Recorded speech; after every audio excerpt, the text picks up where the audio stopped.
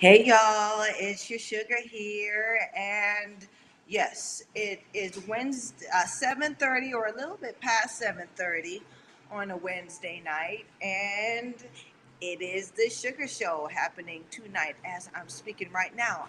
I'm Natalie SUGAR Brown, and this is my platform on every night, every Wednesday night at 7:30, where we come and talk about women's boxing. And Sugar, me, gives a window into the authentic experience of a woman boxer and what's going on out here.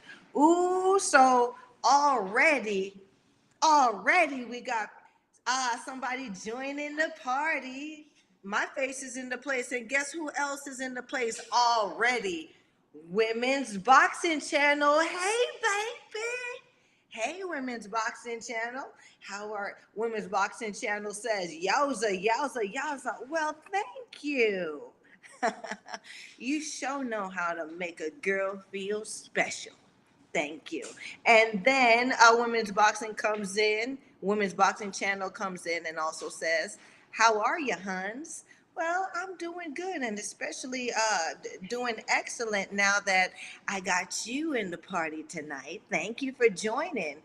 And so last week, Sugar had to run. Sugar had some stuff that popped up.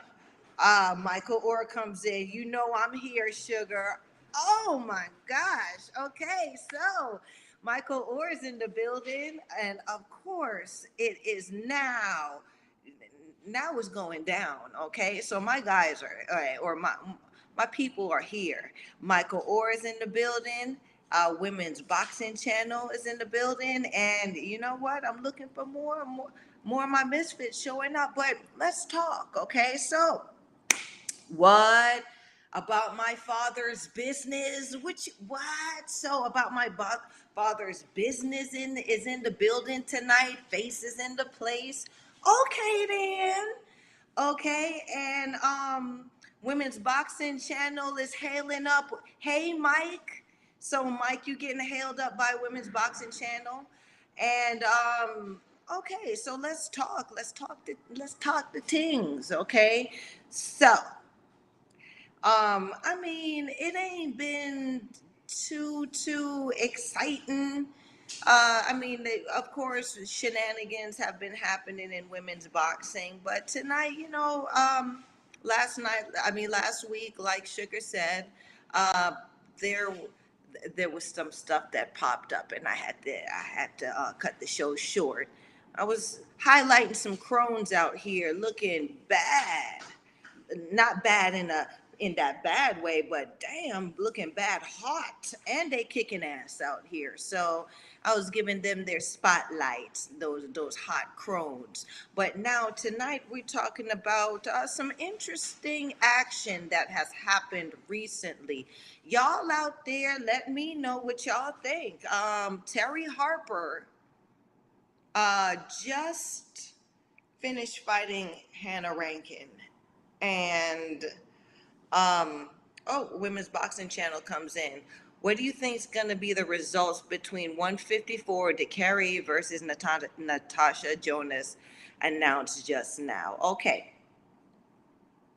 I got my speak on that. But let's talk about now the whole significance and the relevance of that fight coming up. Okay, so Michael Orr comes in. Rankin fought a good fight though. Now, the fight ended up. Women's Boxing Channel said, "I think Harper looked brilliant versus Rankin." Okay, so we got some opinions out here, and I want to drop mine in the hat too. Okay, so um, it was a decent fight, and I think me and my lovely assistant might have came together with some footage or some action, and for us to talk about this. So I mean, we got the tail of the tape up right now. Okay, so you can see. I always get jammed up here where they have it where Terry Harper, the age. Okay, so they have Terry Harper as 32 years old and Hannah Rankin as 25 years old. Now, let me tell y'all something, okay? They really effing up out here. I gotta say, first the one commentator called the boxing match soccer, and now this. Oh, Women's Boxing Channel, why you put that ear up? Women's Boxing Channel got an ear up, okay? Michael Orr says, a little too much bouncing around for me, but Harper looked good at that weight. Okay.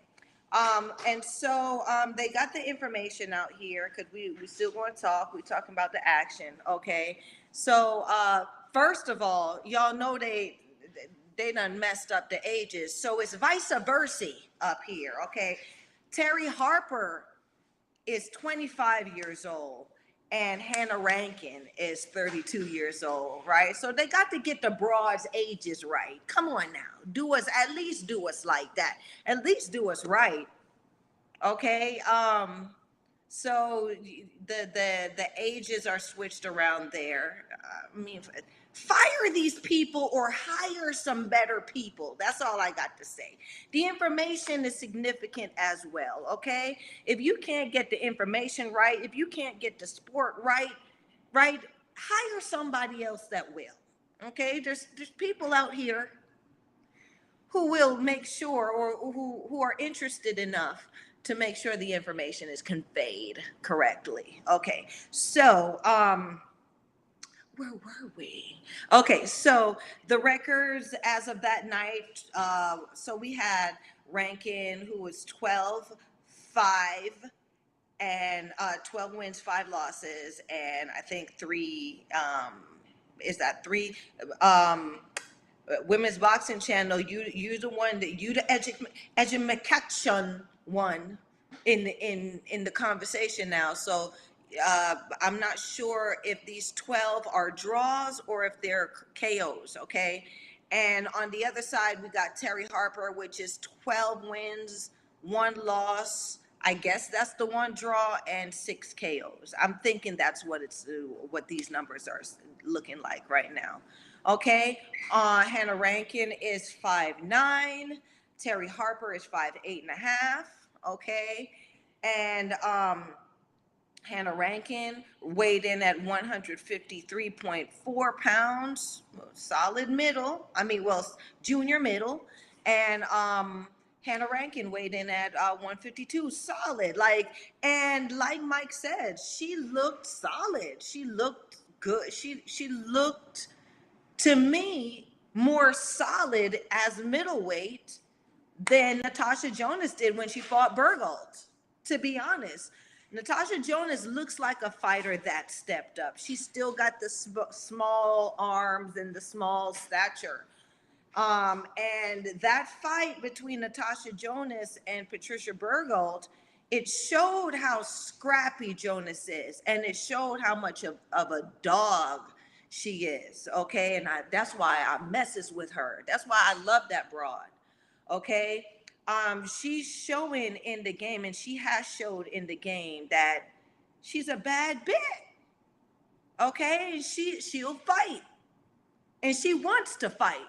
She stands and she fights, and that's what I like about Jonas. You don't see her hopping around or bouncing around. Even when she got slumped, right? She was trying to stand in there, and she was trying to fight my girl. What's her name? I also did a previous session about her because I liked her. She would cray. She would cray, but she was that scrappy cray that we need in women's boxing. Too bad she might have murdered her husband, but y'all check that one out, okay? Women's Boxing Channel comes in to say, I knew Harper would be very capable at 154 after jumping up from 130, but predicted that Rankin would outpoint her. Now, this is where I want to go with this fight, okay? A lovely assistant, you got any, what we got out here? What we got out here? What we got? All right, so they might flag. They might flag.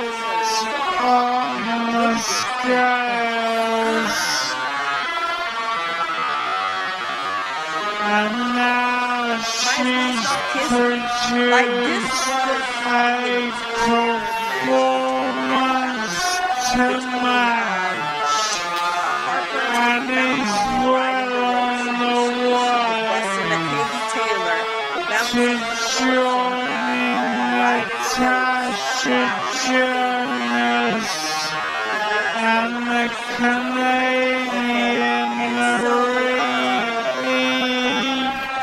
so, what I also noticed in this fight is every time Rankin tried to push Rankin forward and take the real estate up the center, she wasn't moving Rankin as big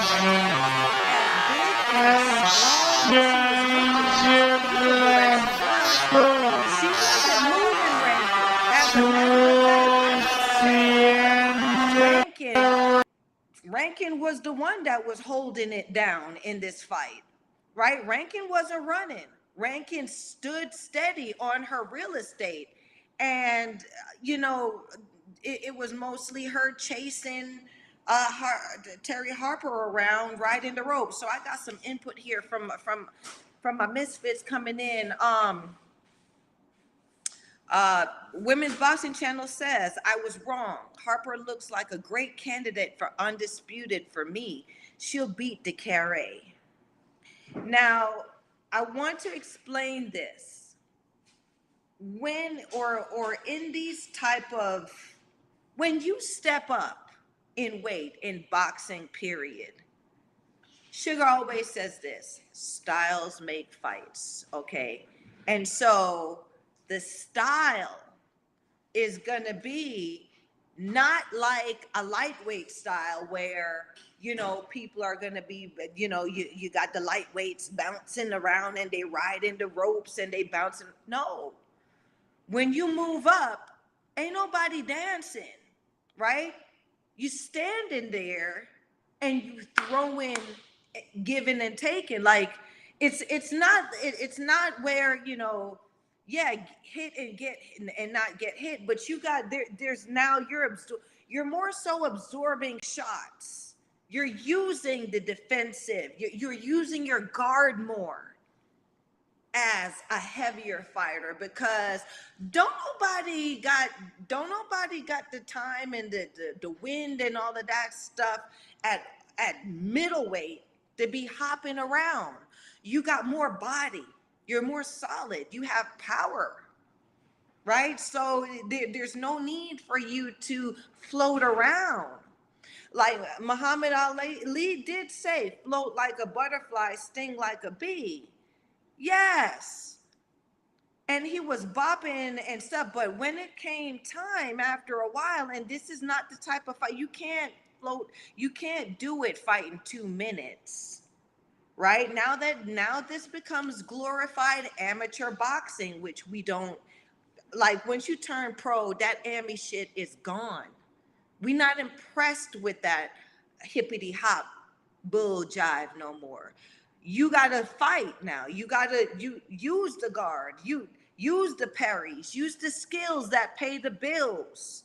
You know what I'm saying? It's not hopping around now. It's not slap boxing. It's not touch fighting. It's not point fighting anymore. So I wasn't impressed with that at all. And if Harper continues thinking that she can hop around, Women's Boxing Channel, I'm sorry to say, and if you think this too, you think that hop around style is going to get her to be undisputed at middleweight, you're sadly mistaken. Nah, that fairy shit is for the lower weights. Yeah, that's why people want to see the big boned broads fight, right? Because they standing there and they're giving and taking. Okay, Women's Boxing Channel says Jonas is that dog you say, and it will be a great Harper versus Jonas fight after that draw at Eddie's house during lockdown, where I thought Harper scraped a win. Now, their fight at lightweight, and I like that you brought that up, baby. I like that you brought that up, Women's Boxing Channel, because now it's going to be another clash, and this can also be super. This can be a super match, right? Because now it's another story. It's another page in that drama where they met at lightweight and Harper outpointed a Jonas. But now at middleweight, because now you a different broad at a different weight. I always say this, you're a different fighter. When you move up, you're a different fighter. When you move down, you're a different fighter, right? And styles make fights. So you may not, that the style that you had to adopt at a lower weight may not be that style that it was best for you. But you move up and you become, you become stronger, sturdier. You can do what you can be a bit more of a bully at a heavier weight. That may be where the fight is for you. Broad, crone, right? So that's what makes women's boxing interesting in that way. Um, Women's Boxing Channel. I guess you were laughing at me. WTF, ha ha ha. Great sound effects. Okay, so I was putting a little yes. I was being animated, and y'all should know that by now that Sugar is animated, and I tend to be silly and goofy. But I suppose y'all may like that about me. um about my father's business that sounds chopped and screwed. So the clip, yeah, we had to chop and screw the video because we try not to get flagged, but maybe we trying a thing tonight. So we chopping it up, we screwing it, we serving it on the side, and we seeing how good that work. We seeing if that'll work out tonight. Women's Boxing Channel says slow motion sound is banging out on the video, so we can't hear a word you're saying. Oh, that's what it is. I'm sorry, you guys. We got to work on some stuff there. So yes, if y'all didn't hear what I was saying during the video, I was saying that action that y'all were seeing in the video was basically the whole fight. Harper jumping in and hugging and smothering Rankin, and Rankin just kind of grabbing and holding her ground in the match. There was no real action besides that for all 10 rounds. It was boring if you ask me, but I love women's boxing, so there's always got to be something. There's something that we can appreciate about all these matches. I'm not going down no broad, no crone, but what's happening now in women's boxing, where what wasn't happening before, is we have the platform, but we don't have the action. I'm going to say that. I'm saying it. The broads out here ain't as scrappy. The broads out here ain't fighting. They're not fighting. They're not banging. They're not taking chances. They're not raw. A lot of these broads nowadays, because they got a little Army background, feel like they're better than the olden days, or how the action used to be back in the day, but it's not. They need to step it up. They're boring now, and I'm not saying all, but I'm saying majority of these fights, they're boring. They boring as hell. Don't nobody want to see point fighting. Nobody wants to see women. I'm sorry. And I keep saying, me and Mike been on the same page since day one. And this used to happen back in the day. We want to see broads get slumped. Okay? We want to see broads getting folded. Okay? You want to know why? Because there's just something interesting about watching women fight and watching women get to that place or take each other to that place. And I don't care what nobody say, judge me, judge your mama, judge Jesus, right? Everybody here to get judged. But there's a group of us people called boxers and boxing fans who just like that, okay? And we're not getting as much of it it used to happen back in the uh, times where we had it was more where women were going 3 minutes and 15 rounds back when Tonawanda, Tiger Tramar, Cat Davis, all of that stuff would happen. Okay, let me see. My guys are chiming in, so let me put that. So, um, let's see what you guys are saying. Okay, so Michael Orr says Rankin was pushing the pace. Absolutely, Rankin was pushing the pace, and I think Rankin should have won the fight because Harper wasn't fighting unless Rankin was stepping to her. How you going to be a champion like this boxing or fighting a is is the personification of aggression. So we're bringing aggression to where it's tangible. You can see it, right? Because aggression could be um, brought forward in many other ways. It can be verbal aggression. There could be, you know, there can be gestures that are aggressive, right? But actual fighting is the personification of tangible aggression, right? So, um, and the scoring of boxing is based on that, right? You have to make a fight to win a fight. You have to be the one to make the fight and make that battle and win it. And those small series of battles that you make, or these small series of battles that you win, equate to you winning the actual round. And if you're winning all these little battles and winning the rounds and then winning rounds, then the more rounds you win in the duration of the fight tallies up to who actually won the fight, right? So the one who wins the majority of the rounds wins the fight if it goes to decision. That's how that works, okay? It's not about points. This is pro women's boxing. So just because somebody got bopped, so did she get bopped and then you pressed her back? Right? Did her head go back and then you made her, did you make her step off the spot? Did you make her change direction in what she was doing? Did your action cause her to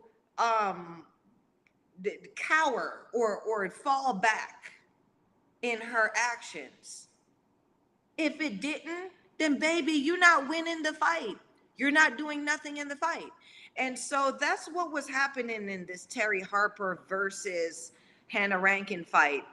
Watch it, y'all. I mean, it like that is what was frustrating about watching that fight because just because you look like just because she's in there and she's jumping around and she's doing all of this, if you're doing all of that and your opponent is still in front of you and doing what she was always doing from round one, from the beginning of the round, baby, you ain't doing nothing. You ain't doing nothing. You're not making a difference, right? If your actions are not making the opposition redirect themselves or recoil from if you're not moving a bitch, you're not winning no fight. And that's what it is right now. So like this is why I don't like Eddie Hearn as a promoter, because he is the one that's perpetuating this glorified amateur style, which is it's not going to sell women's boxing. It is not women's boxing. That's not how we fight. That's not how women boxers fought. It was more raw, right? It was unconventional. It was more than what than this amateur point fighting now. Hit and bop, and hit and move and hit and move. I'm sorry, Women's Boxing Channel, that seems to be the style that you like, but us that like me, I love boxing, not just women's boxing. I love boxing, period. I love fighting. I'll watch any fight. I watch bare knuckle fights. I watch underground. Sugar went underground sometimes. You know what I'm saying? I like the art of that, because at the very smallest fraction of it all going across the board, it is the creativity and creating the windows and blocks and opportunities to take your opponent apart, not score a point, taking the person in front of you apart. Okay? And the psychology of that, the physicality of that, the movement of that, all the gestures all come together in what that's supposed to look like. And that's a different that's a different picture, a different piece of art than point fighting.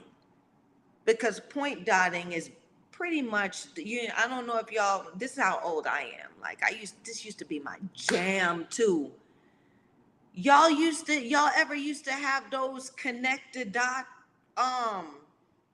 pictures where it's just all dots, and then it starts from one dot, and then you draw a line from one dot, and this goes to two, then it goes to three, then four, five, and then you follow all the dots, and next thing you know, you got a kitty cat in front of you.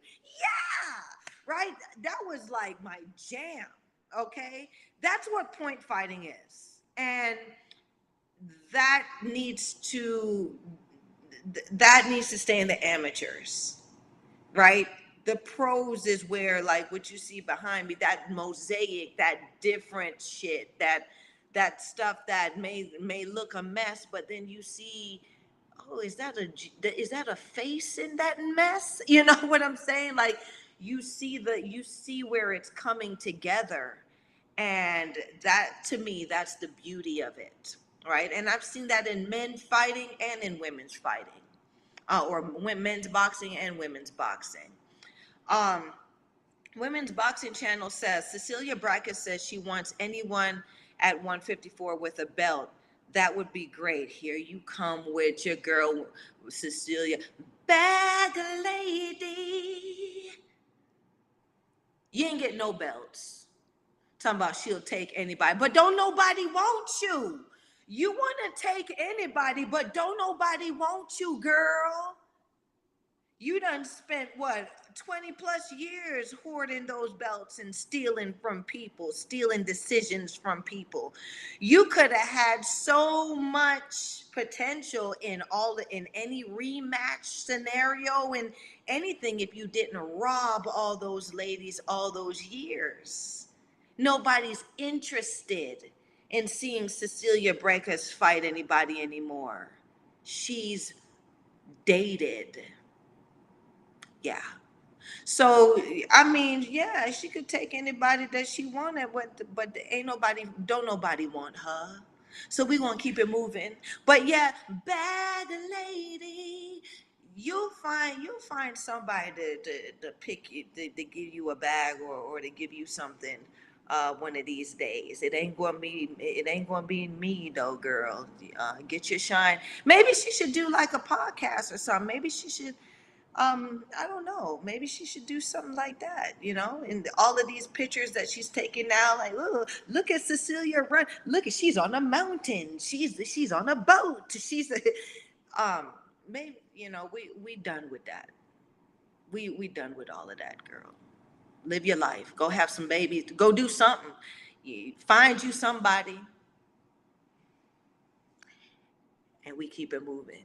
So, Women's Boxing Channel also says, but she ain't got a belt now, so guess Breakers will only get a fight once Undisputed is achieved and rematch. Child, please. Child, please. Mm-mm. About My Father's Business says, let's hit that thumbs up, right? Please hit that. Listen, hit the thumbs up. Hit the thumbs up right now, right now. Check it, check it. Um, Hit the thumbs up for women's boxing. Hit the thumbs up for Sugar. Come on now. It's a party. It's a part. It's a party, right? And I love what everyone's saying. I love everyone being present. Um, Boxing and bouncing for 10 rounds at middleweight with this Terry Harper versus Hannah Rankin fight. Uh, and these are two names. Okay, these are two names in the division. It just wasn't doing it. It wasn't doing it for me. I'm not even interested in. And it would have been a great match if they had if they had let loose a little bit more. Um, Rankin fought a good fight. I think Rankin should have won that fight. I really do. Um, but it wasn't interesting enough for me to care to see it again. And I don't know how y'all may feel about it, but it's the Sugar Show, and that's what it is. That's how Sugar feel about that. Okay. Um, but let's talk this thing. So Natasha Jonas. Okay, we were talking. I had a earlier episode about this. Middleweight division is getting hot. It's getting up hotter this year. Them stepping in hotter this year. They stepping in hot at middleweight. Okay. Um, Here come the hot stepper murderer. Okay. Natasha Jonas is the hot stepper. She's not playing with these broads in middleweight. Okay, so she fought Bergolt and took the belt. And Bergolt in that fight was a lot bigger than Jonas. She was exhausted in that fight. Ooh, wait a minute. They done turned the lights off. Y'all give me a second now.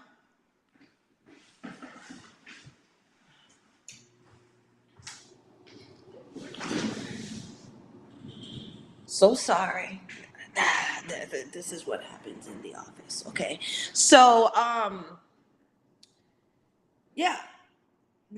Natasha Jonas is not playing. She looked very exhausted after the fight between her and Bergolt because Bergolt just had so much body, and she was absorbing all of um, Jonas's um, attacks. Okay, so it a lot of, I mean, these broads now don't realize it, and it's, I mean, I guess back in the day or even now you see where there used to be like a huge window where a broad can rally. She can rally from 130 pounds right on up to 160 and go in between where the fights, the fights uh, present themselves. But now, uh, I would say the fighters are more durable now. It's not that they're better, but they're more durable now. They're better conditioned now. They're showing up because it's kind of it's not where before, you know, you have to just run and do the sparring rounds and then you'd be in shape for a fight. Now broads are lifting weights. You know what I'm saying? Broads are conditioning themselves for the battle. So it's not as it was before. So uh, these broads are able to take more punishment. So you got to be careful how you move up and how you move down, right? Even um, where these broads, I don't know how they're doing it either. Like broads are are rallying from 120 something pounds all the way up to 160. How are you doing that? Like, I just don't. As a fighter, I couldn't really do that. You know, I could probably, I know I had the power to probably move up to light heavy, but I wouldn't dare fight at, at 170, you know, at no 170 something pounds because, you know, broads are strong. You're taking more of a risk. These broads are absorbing shots and they stepping through. Okay. So, you know, you just got to be smarter with taking those chances. I mentioned Natasha Jonas because, like I said, she's not playing. She's looking like she's trying to be undisputed junior middleweight champion. Okay, because she's not even taking any shortcuts. So she's not fighting 4 and 40s.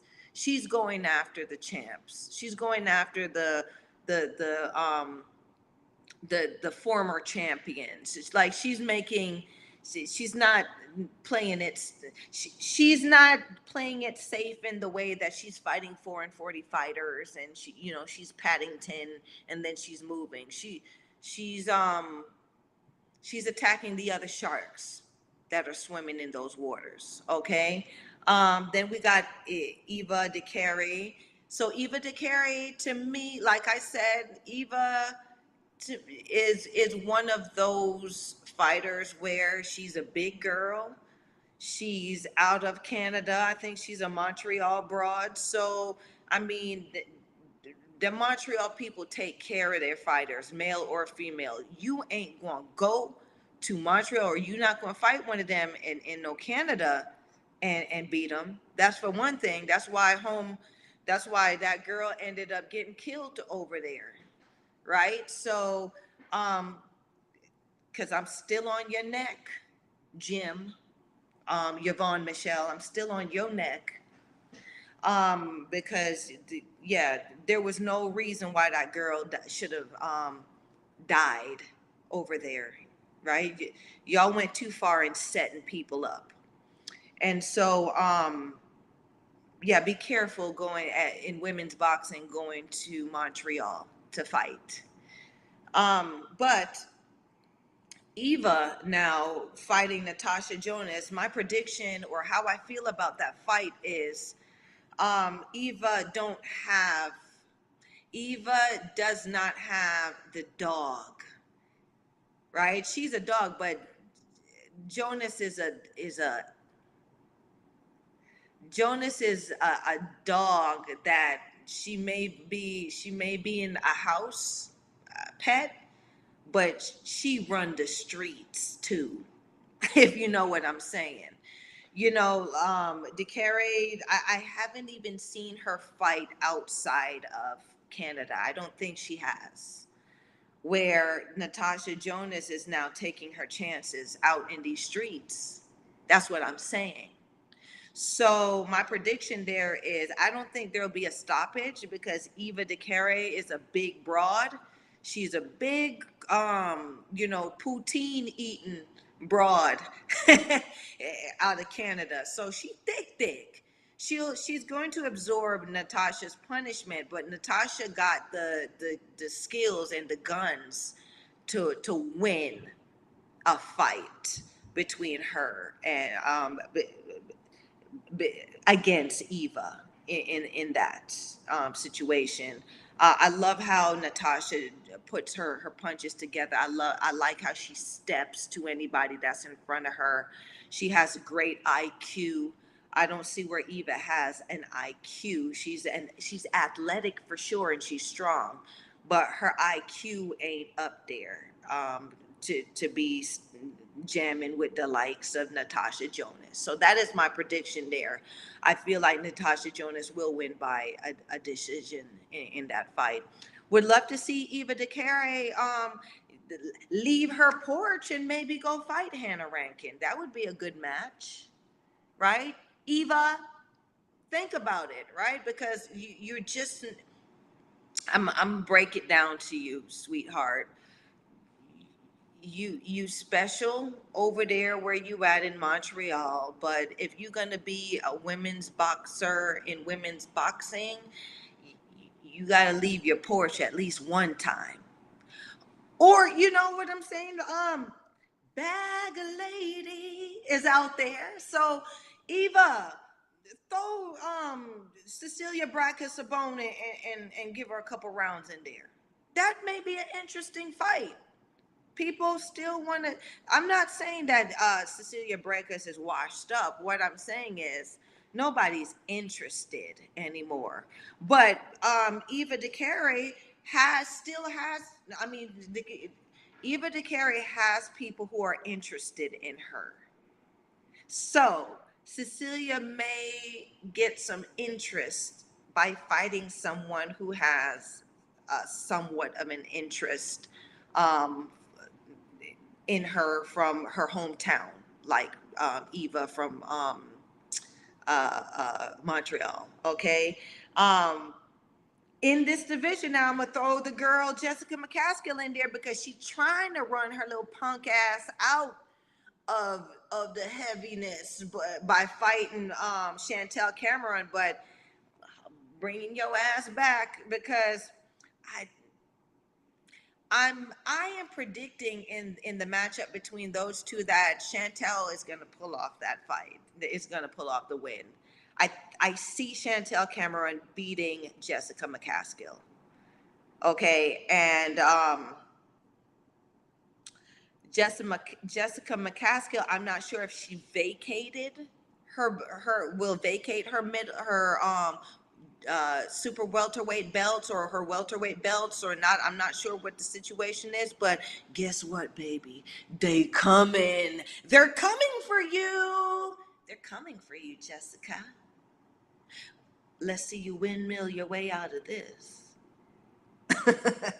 So yeah, and then I mean, I gotta say it, like this one coming. Watch out for Mary Spencer. Mary Spencer, yes. Mary Spencer to me is I see I'm cheering for you, low key girl. I am. You want to know why? I like your journey. Right, you was a prima donna. I wasn't liking your little prima donna ass before. I got to say, right, because they were giving you too much on the silver spoon, and I knew you was going to crack under the pressure, which you did. But you know what I like about you, Mary? You sat your ass down. You did. Like a grown woman do when she find out it's too much. Because I've had to set my ass down too. You sat your ass down and you thought about it. Is this for me? What is it for? What am I doing this for? And you decided in your heart that you're going to mess around and try. And I see you doing it. And I'm proud of you, girl. And because of that, that is when a fighter evolves. So Mary Spencer has evolved into a more dangerous fighter. And I see it. They taking her on the 4-40 road. This is the Canadian way I see it. Most Canadian fighters nowadays do that punk ass 4-40 road. Yeah, I said it. Y'all don't step up, except for Olivia Garula. Olivia Garula is a step up type of fighter. I love her. She's a rough and tumble. But everybody else, y'all love them 4-40 fighters, and y'all just don't have the heart to really step in somebody's chest unless you know for sure, right? Can I beat her for sure? You know, some of y'all Canadian fighters need to just take that chance. Give Olivia a call. She'll teach you how to turn that Kool-Aid pumping ass heart into a real fighter's heart, because she's a real fighter. Um, so yeah, that's what I have to say about this welterweight, junior middleweight division coming up, because ain't that a bit, right? That's the title of the show. Um, yeah, that's what I see, that's what's going on, right? So I'm gonna read what my people's got to say. Okay, so um goodness. Women's Boxing Channel said, because the holder of Undisputed may think, oh, I'll have a tick over fight against Breckus because of her age. Mm-mm. Like I said, and ain't nobody interested. Michael Orr came in and said, that's the savage inside of you. How you know? How you know, baby? I got some more stuff inside of me too. I'm a fun gal. I'm a really fun gal. Women's Boxing Channel says, I was the first person in the UK to take BKB legal by getting the first license in UK. Okay. Bare knuckle boxing, did you? I like that. That's very commendable. Um, You got the first license. That's amazing. I love that. It takes a lot to be the first person to do something, right? Because when you're the first person to do something, it ain't really as cool as it is when everybody's doing it now. You know what I'm saying? When I was one of the first women or young women to be boxing, it really wasn't cool. Like they used to laugh at us, especially some of us. I used to get joked on. Um, where's my guy? About my father's business, who knew me back in the day. I'm sure you used to joke on my ass sometimes, especially with my little afro puffs and stuff, like rockin' rough and stuff. You know, there were jokes and stories about us, that's starting off. But now it's cool.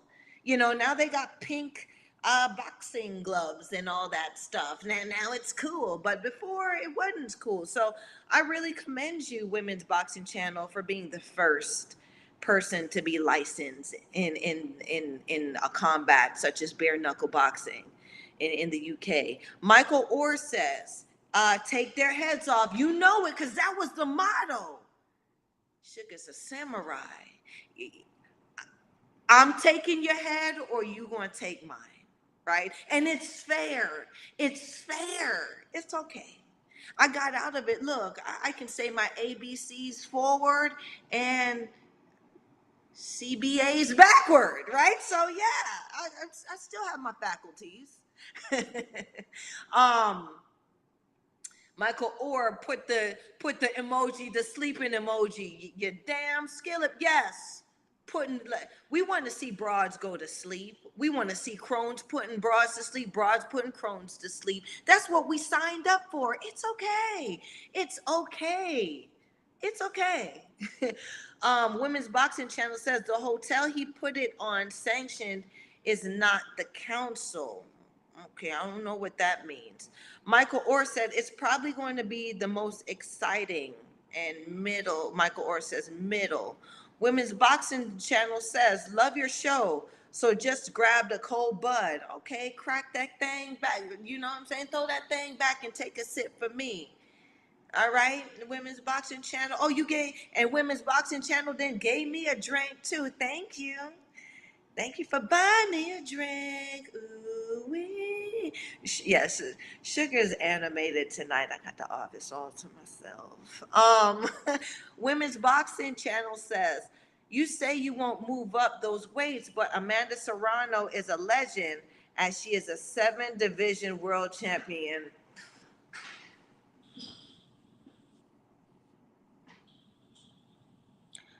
Don't play with me. Don't play them games with me. 7 division fighting who? Who? Who? Like I said, I would have gone up and down, but Sugar don't play them games.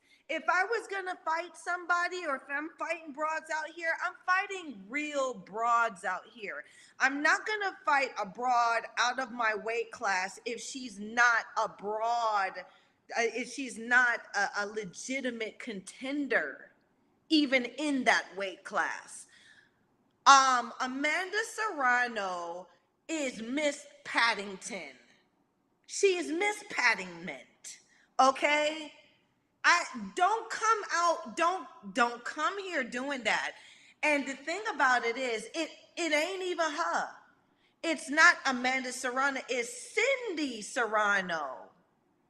That's the dog. Okay? It's the sister. It's the big sister. Not Amanda. Amanda been moved well by Jordan. Okay, y'all know she done devoted her life. She don't get no phone calls. She don't get no texts. She don't have no boyfriend. She don't do nothing except for box. Girl, you can see it on her face. Her face looks so hard for a young woman. She ain't got no life. Like you can see it on her face. She's a beautiful gal. It's just that, yeah, Amanda Serrano, don't, that 7 division champion and all of that, don't believe the hype. Her people done paid for the belts in the different divisions, and she was able to do that. She wasn't fighting no real people. She has yet to fight somebody like Tiara Brown. She has yet to fight like who else? Y'all come on now, Michael.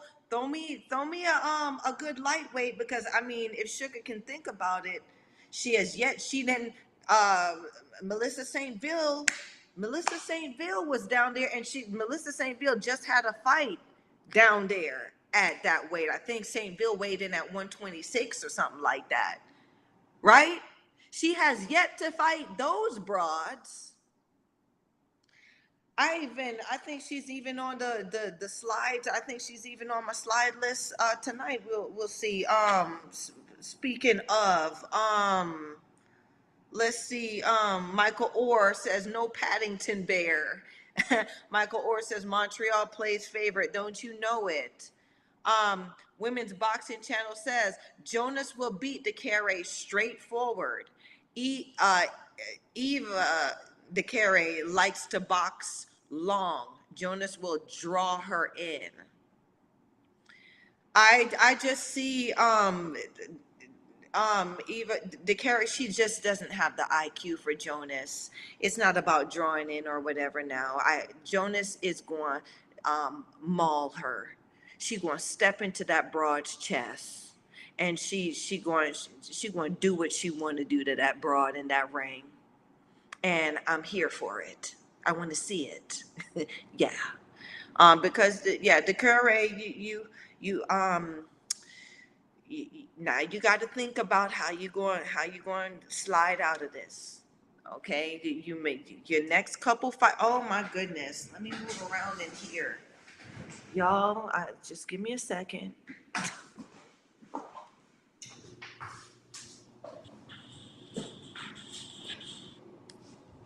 Sorry about that. Y'all want to talk about me in the comments? Um, yeah, this is how it is in the office. So, what was I saying? Yes. So drawing her in and all of that stuff, but it's the reason why I like Natasha Jonas as a fighter is because Natasha Jonas is evolving too in that ring. She tried that cutesy point fighting stuff, and because she had gotten so many stanking decisions and she had gotten so many raw deals, she's really starting to let it hang loose in there. And she's starting, that griminess is starting to come out in her, and it makes for a more entertaining uh, fighter, women's boxer. So I like that. Um, Michael Orr says she's fighting in the UK against Jonas. Okay, then. So, It looks like it looks like Eva DeCarey is leaving her porch to fight Jonas, which is interesting. That means for sure Jonas's promoter is the one in charge of that.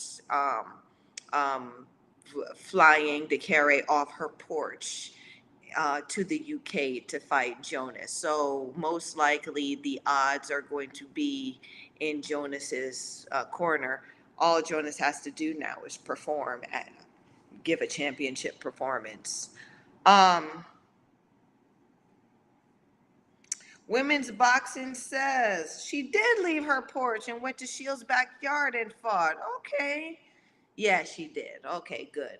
So I guess, I'm sorry, I'll take it back. She left her porch to fight Clarissa Shields that one time.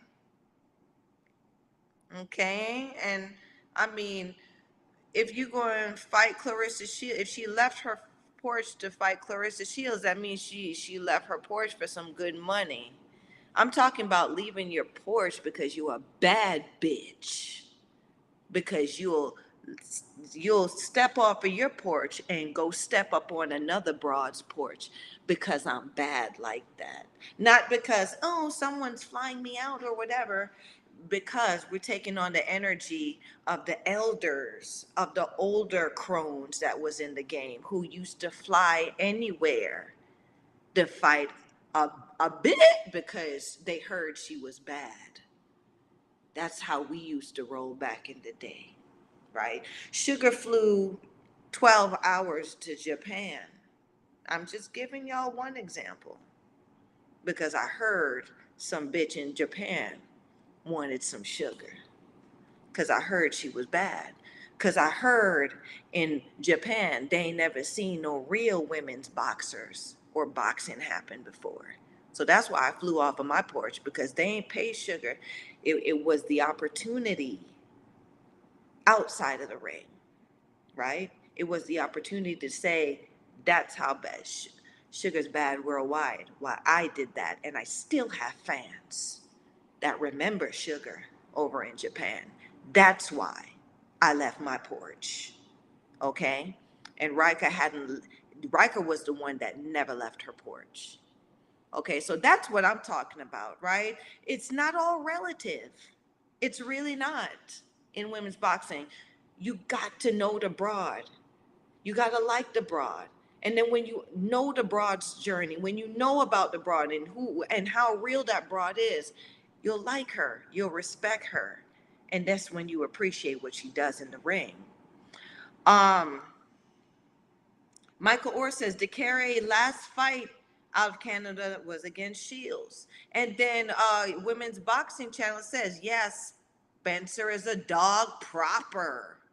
Yeah, Spencer grew up.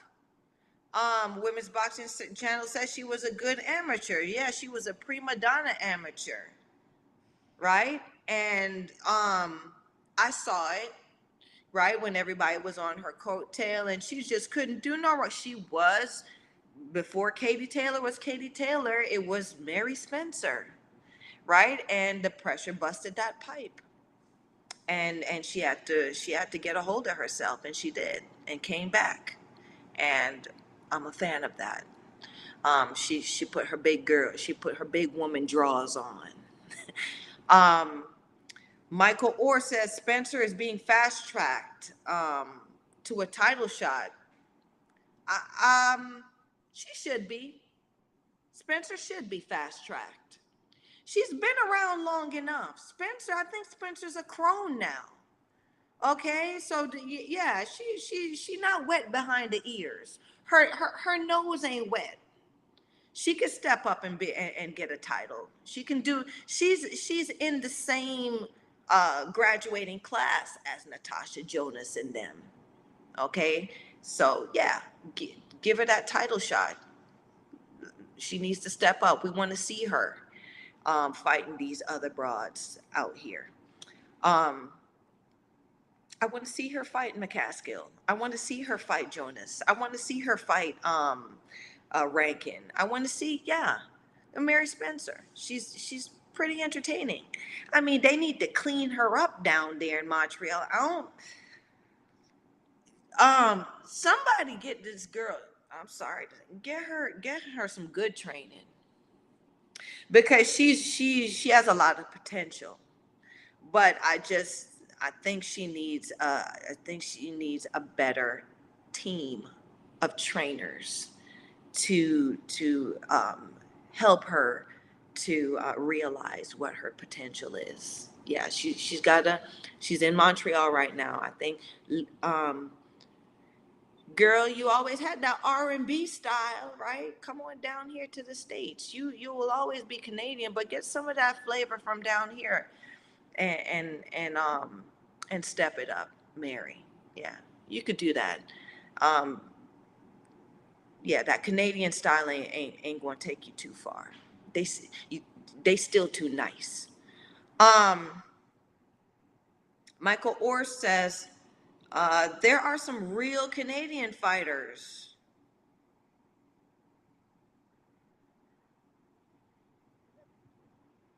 That's the crickets, Mike.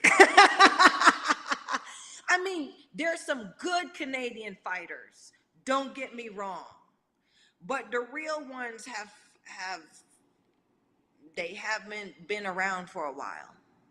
There have been some real Canadian fighters, men and women, but it's pageantry now up there, especially. I someone a fight guy in Canada said it's hard to get that people fighters to fight anymore because everybody wants to this A side B side bullshit, and what's going on is nobody wants to take a chance and just find out. Nobody wants to rely on themselves and know that they're a fighter and they can actually, if they try and they put their heart and soul in it, win. They want a guarantee. Oh yeah, you're sure. Yeah, you are gonna win this. You're gonna win this fight. This person been knocked out 8 times before they got to you. So if you don't kill it, if you don't win by points, you'll certainly kill them from the concussion that they may have had left over from those TKOs they had before. Like that's the type of shit that's going on, especially in Canada. Yeah, and I'm calling y'all on it, right? Y'all got to do better. Um, Michael Orr says, "Don't sleep on Canada. We dangerous up here. I'm waiting though. I'm waiting. Y'all dangerous, dangerously cold. Come on now. Ain't nothing more dangerous than a Canadian winter. I tell you that much. I used to run out in that bitch by myself. Whoo, when you used to run. Listen, about my father's business, Michael, or all of y'all Canadians, because I know you up there, and I know all of y'all got some Canada experience. Them winter mornings ain't no joke. And I love Canada for that because that's what made me a dog. I used to run out in that Canadian morning winter when I didn't even have a fight coming. That's the John, that's the stuff that used to make me mean. Yeah. So Canada has the potential to breed some real gutter, real gremlins, real goons. It's just that the heart, a lot of the heart is, but the hearts are pumping that Kool-Aid, right? And it's bad. Um, Canada has had some of the wicked, some of the baddest mother fighters. Trust me. Um, but now it's not so. Um, or they haven't come back yet. Okay, so I'm not writing Canada off. It's just that y'all have a lot of talent and potential, but I mean, I like the foreplay, but I still like the happy ending too. I know. I'm sorry, y'all just let me be like this. um, and so Women's Boxing Channel says my son Andy started the whole bare knuckle boxing in UK as a sport, and I got the license for his show. I like that. Good. And you're a supportive parent too. I appreciate that. And good on Andy for getting that started. Women's Boxing Channel said the very first license in the UK. Okay, about my father's business. I know I'm reading this thing slow, but about my father's business says yes, LOL. So it might have been yes.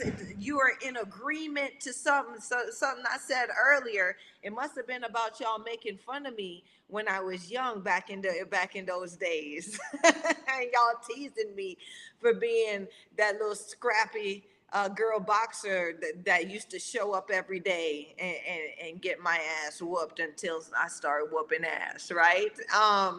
About my father's business says some of the other younger guys joked you, but I never really joked you. I was more amazed than anything that a young woman at that time could fight like that, especially after you battered that guy.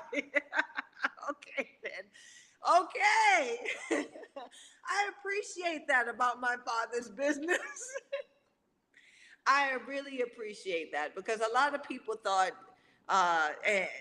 Too Bad was crazy, but Too Bad wasn't crazy. Too Bad was a misfit. And she had found a home with some guys, some fantastic fighters at the time in that boxing gym. I tell you, that kitchen was hot. Okay, I told you that we had Vernon Forrest, we had Chris Johnson. Vernon Forrest beat Costa Zoo in the amateurs and was a world champion. Chris Johnson, Olympic bronze medalist. Cedric Boswell, top 10 heavyweight. The Sims twins. Who else? O'Neal Bell, cruiserweight champion. Who else? Like you, they was in the building. Okay, these guys and everybody was coming through. Okay, everybody was coming through. Anybody that you can name in boxing at the time came through our kitchen, right? So it was some great sparring, great times. Isra Gira, who fought Christy Martin, her badass. Corinne Van Rijdegoed or Goose, um, great contender at the time, came through. Susie Taylor came through. Susie Taylor fought Layla Ali, and Susie Taylor was a middleweight champion, fit woman boxer. Rolanda, what was it? They called her Rolo, but what was her last name? Was it Adams? Rolo was the first and only fighter to drop Mia St. John on her ass. So let me tell you, like the kitchen was hot, the block was hot in there. Okay, um, yeah, and then Sugar, and then we had some other females in there that I can't really, put my head on, but yeah, it was hot in that kitchen. It was every night. Well, it was crunk down there, not crunk Jim, but we had it crunk Jordan, ATL style crunk. um, about my father business saying, I remember rapper Mace was trained by Johnny as well for a workout only. So Johnny Gant was down there. Johnny Gant, the DC legend who just recently passed away last year, was a trainer at the gym, Biggs Morrison Boxing Gym, and he also had his club, the Atlanta PAL, the Stone Mountain PAL, Stone Mountain Police Athletic League. So he was giving back down there, and I was his first uh, young lady. I was the first young lady he trained, and I became a world champion as an amateur, and moved on to be a world-rated fighter. So he poured into me, and I'm just so grateful for that man. He was a coach, a mentor, father figure, and I love him till this day for that. Everything he poured in me, I pour into other fighters that I help. Okay. Um, and yes, Puff Daddy came down and trained in our gym. P. Diddy, Mace, Coach Johnny trained Mace. P. I don't know about my father business if you was there, but when Xavier Tolliver, who was another baddie, he was a junior, junior world champion, whooped Puff Daddy ass in the boxing gym that one night. That was funny. It was so funny because he was only like 14 years old and whooped Puff Daddy ass, and Puff Daddy was in his 30s at the time, so that was funny. Yeah. Uh, well, well, that's what Puff Daddy used to say, but Xavier was on some take that when he was whooping upside Puffy head. That's that sparring session. But I digress. Good times, good times. Um, Women's Boxing Channel says Serrano fought Eva Baraberger 26-8 and 12 KO. Hardy 22-2 and 1 KO. Daniela Bermudez 21-4 and Did you check their records? Please check these women's records. I mean, Hardy, I like Heather Hardy, right? Because Heather Hardy gonna fight your ass. I liked her. I like her as a fighter. So I'll give her that. Um, my found who I actually have her as a topic of discussion in tonight's chat. 4-40 fighter. Okay, like check these people record. She fought Katie Taylor. Okay, yeah, Serrano fought Katie Taylor. Um, but you know that was that was shenanigans, right? She um so Amanda Serrano didn't even fight people that she supposed to had been fighting because she got the opportunity through Jake Paul, because Jake Paul all of a sudden becomes a promoter and wants to be legitimate.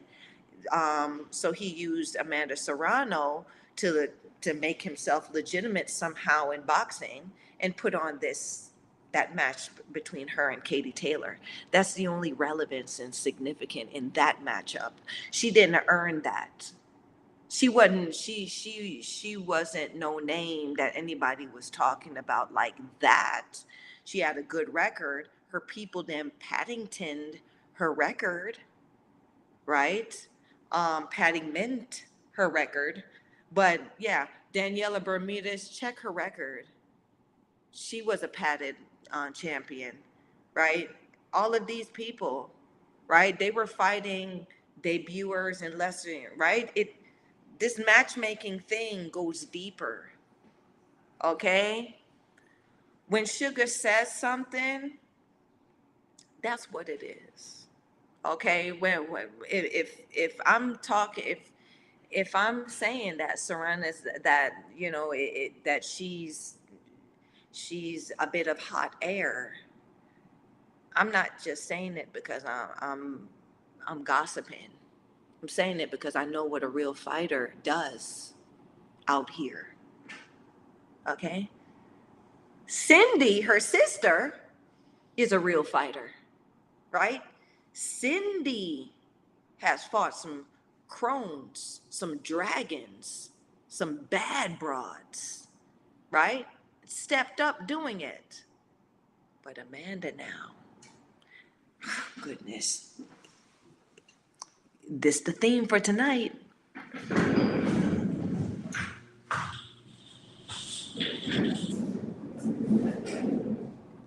Was it like every 15 minutes, every 20 minutes? I'm sorry, y'all. There's always something. It makes the show interesting, okay? Okay? um, yeah. So like I know what a real fighter does. Okay? And So even Serrano's last fight, which I think it's on my lovely assistant put some together. I mean, even that's some damn hot air. Okay, she she not beasting like y'all think she is. She's a good fighter. She alright. I mean, she alright, but she ain't that gal. Um, Women's Boxing Channel says, which part of that CV indicates Serrano didn't fight anyone? Please, like I said, you you book smart with this boxing thing. I flew the plane, if you know what I mean. I stepped in the ring. I know what it feels like, what it looks like, what it smells like, what it tastes like. Okay? So when I look at a broad and I see what she doing and I say this one ain't real, I'm the one. It ain't you, it ain't your words, it ain't your numbers, right? Because anybody can write something on a paper. That's who we call paper tigers. They bad on paper, right? But when they supposed to be stepping up to the real tigers, right? When you're supposed to see them in there with some real people with some real experience and real records and real doings out here, you don't see those names on their receipts. That's what I'm talking about.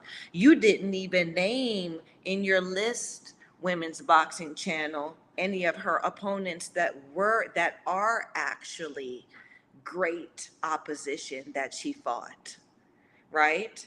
Um, do some more homework. Michael Orr says, well, we all know she ain't no baddie. I mean, she all right. She's a good fighter, but she ain't no baddie. Um, Women's Boxing says, Sugar, wish you could do live audibles with your audience like some do, the way we could all interact. That way we can all interact. Listen, I'm gonna try to step it up, baby. I am. Me and my guys here on Talking Fight, we're gonna step it up. Okay? But I still appreciate that you could show up and I try to read off all the conversation as much as possible. I try to do that, okay? Um, Michael Orr says, I mean, real as they do exist. Okay, yes. I'm not saying that real fighters don't exist in Canada. I'm not saying that, Michael Orr. What I'm saying is, because there's a lot of potential. I've worked with some great fighters that have potential, but y'all don't pick those people. Y'all pick the punks. Y'all do. It's sad. Y'all do. Um, y'all are impressed by the hype, right? That's why I'm the one. I'm gonna say it. I'm the one that turned Jessica Camara into a real fighter, right? Um, she started off just wrong. But I'm not going, there's a backstory there. But I mean, she came to my kitchen. She made a mess in my kitchen. She stole my staff. And I had to make her pay for it. Okay? She made me kiss dirt for a little bit and then had the nerve to come back and challenge Sugar. And when I took the fight with Jessica Camara, I didn't get paid. They didn't even put me in a hotel room. My friend paid for my hotel room. And I mean, just how the universe works. I stayed in a better hotel than her that night because Sugar has the greatest fans.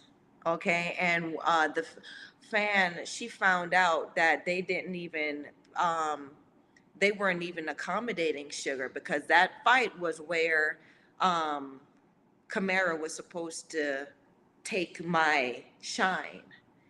Was supposed to show that she was the baddest broad up north there, and Sugar was just an old crone.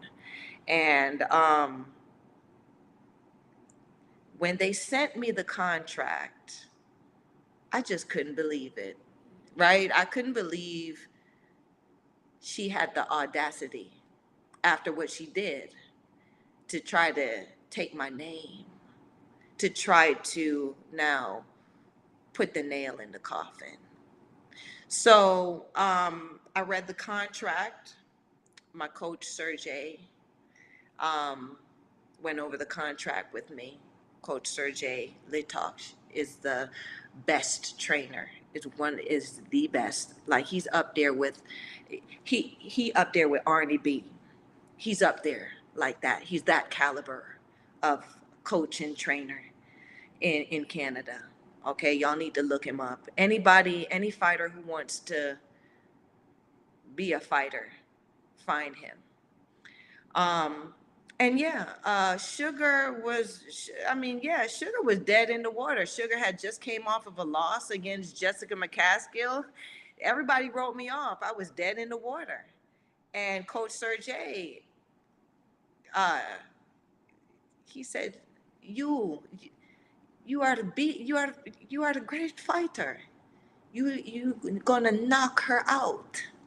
And he certainly trained me to do that, along with my great I had a great strength and conditioning coach who was a former an NFL linebacker, right? So like sugar came back badder than ever. But you know, I'm going to say this, I made her into what she is now because the reason why she's brave enough to step up like that, Mccaskill too, is like I said, they stood in there with me, and ain't nobody worse than Sugar in that ring. I'm telling you that. Ask anybody. You are not gonna have a worse experience in the ring um, than fighting against Natalie Sugar Brown, aka Miss Too Bad, because like I said, I was trained to destroy what was in front of me, and if you could make it through anyhow, then you're gonna make it in this business because you ain't gonna find nobody. You ain't gonna find a worse nightmare. um, Women's boxing channel. Oh, Michael Orr says, so we so nice up here, we still leave our doors unlocked. Y'all do, and y'all listen, y'all are nice. Y'all too nice up there, Michael Orr. That's all I got to say. You know, it used to be like Lennox Lewis grew up in Canada, but and was a dog.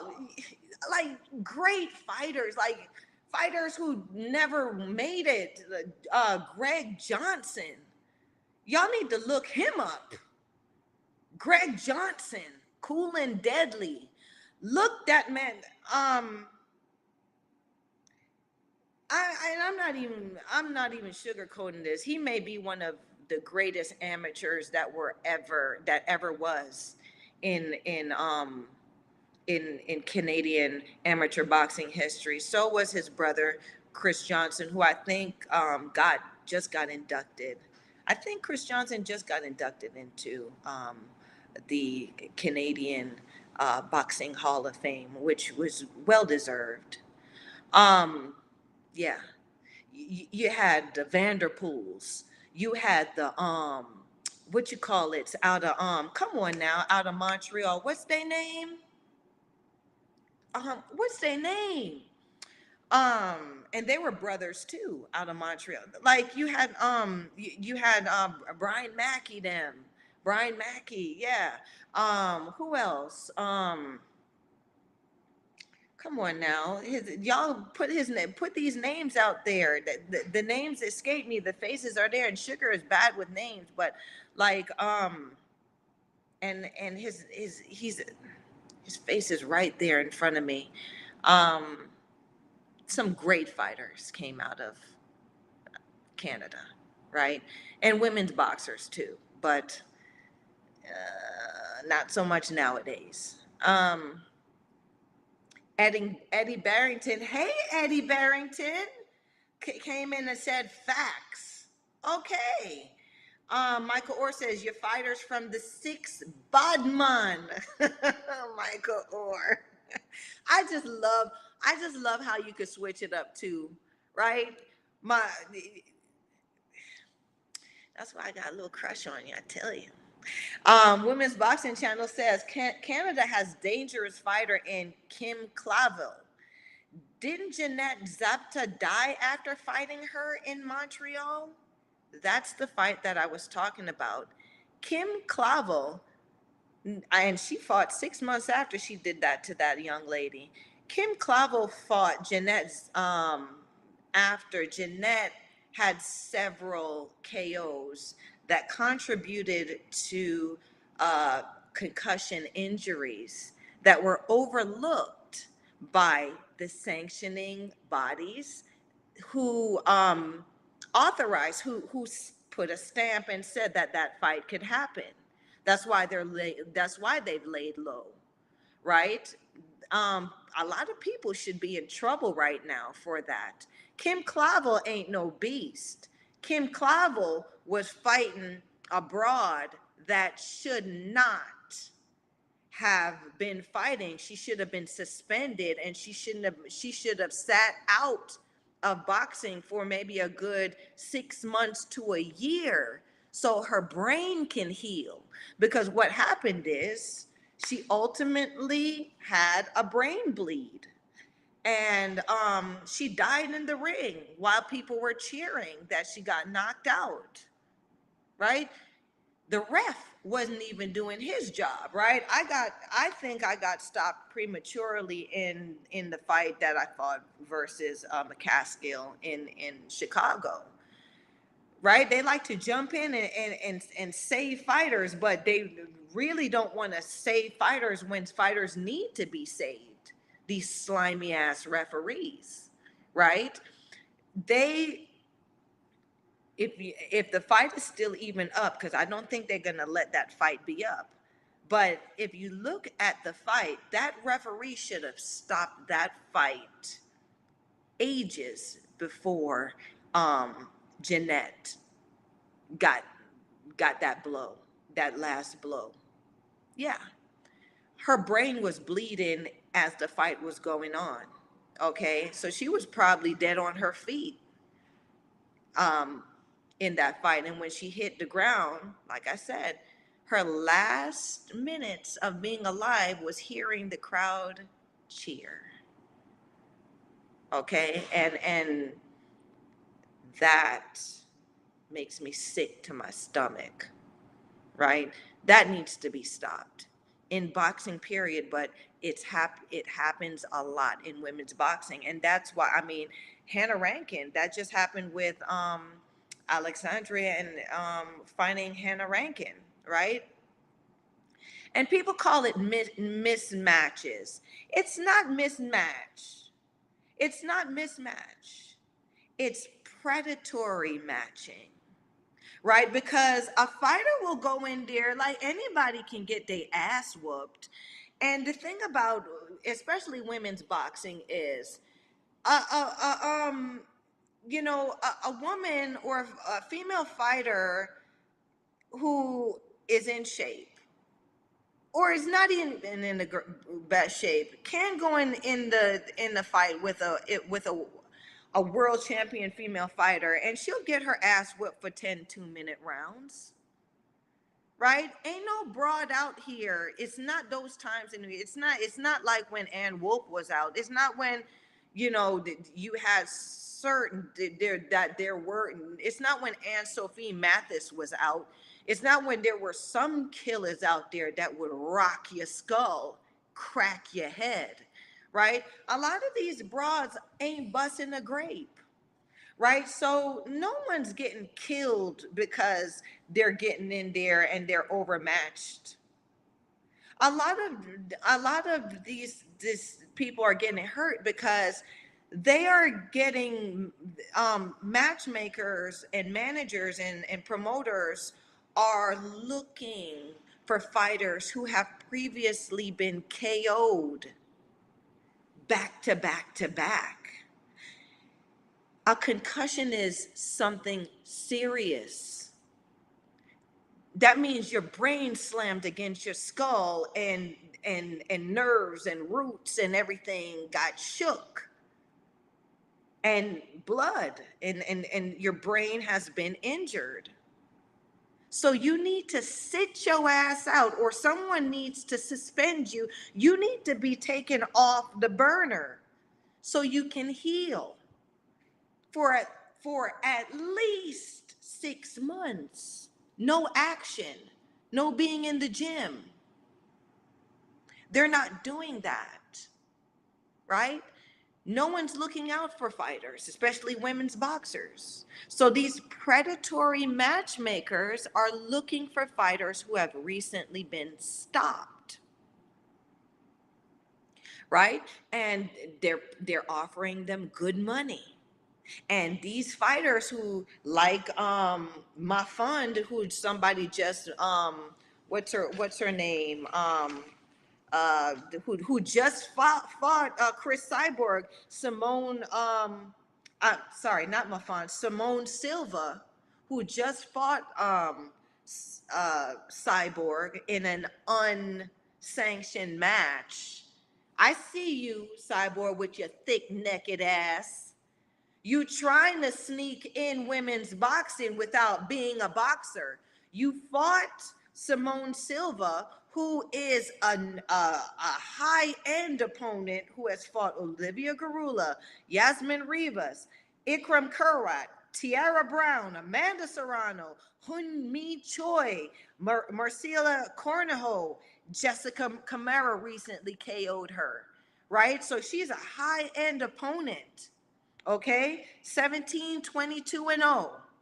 Okay, you just fought her, Cyborg, in an unsanctioned match, which you supposedly won, but it's technically an exhibition. It's an underground match because your punk ass just won't sign up to fight somebody real, a real women's boxer.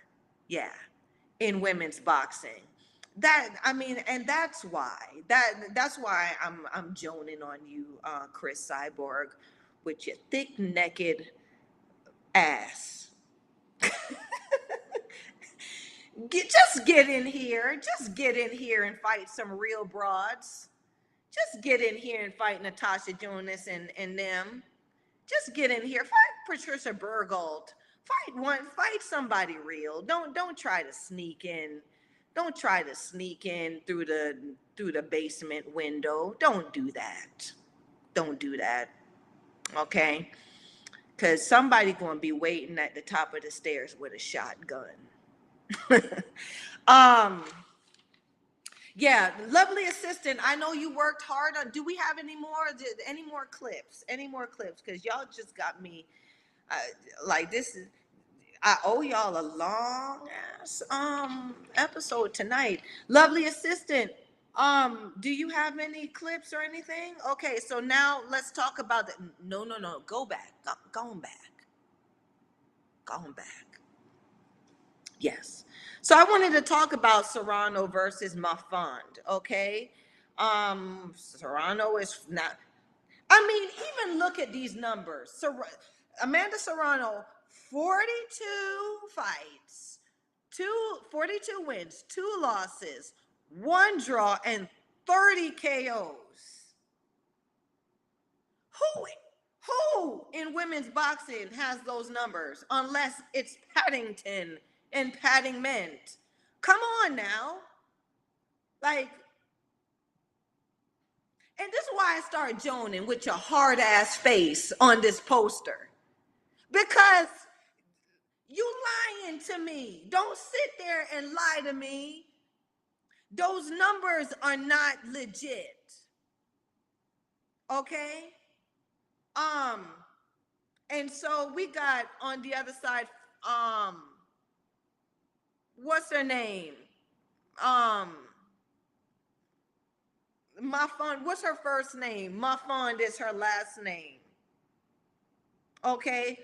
Who is 11 wins, 0 losses, 0 draws, and 3 KOs. Come on, Amanda. You telling me you still can't find Tiara Brown? Tiara Brown out here. Tiara Brown's out here. You still can't find her so you can fight and make some money and share some of this wealth that you got up there. You dipping in the bargain bin and finding people who don't have legitimate. Here we go again. Listen, and I'll be back because I'm joning.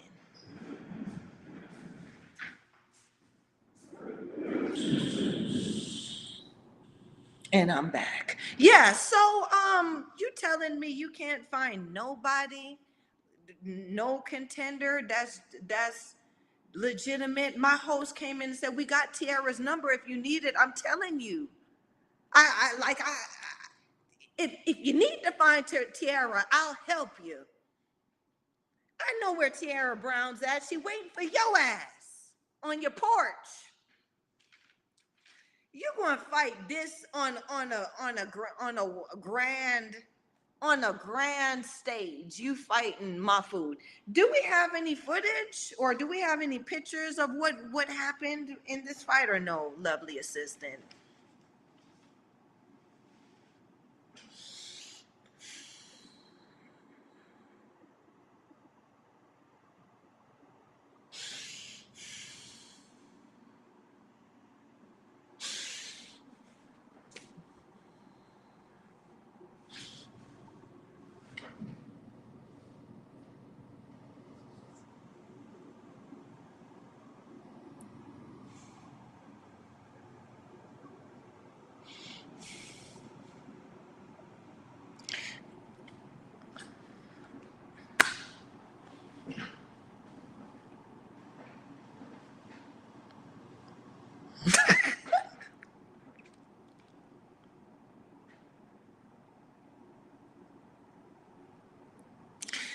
That's the clip. That's the most action there was in that damn fight. That was the most action in that fight. Did you see the beast missing all them damn shots? You have damn near 50 fights, and somebody with 11 fights is standing in front of you, and you hadn't dispatched her in 10 rounds, and you supposed to be a beast, Amanda Serrano? Go sit your ass down somewhere. You're not fooling me. You may be fooling everybody else, but I'm sorry, just from that, and that was the best action in the whole fight.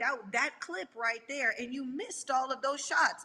And this broad who is sub 20, you have three times three times as much fights as her.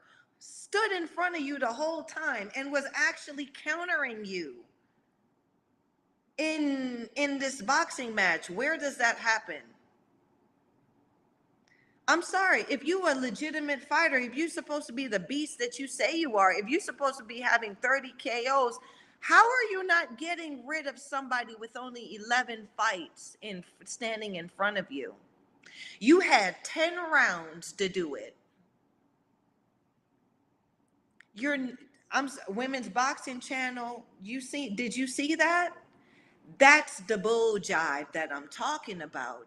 If she was all that bad and if she's all that much of a beast, she would have got rid of this 10 and 0, 10 and 11 and 0 with 3 KOs. So that means she doesn't even have the power. And she made it all 10 rounds with Amanda Serrano.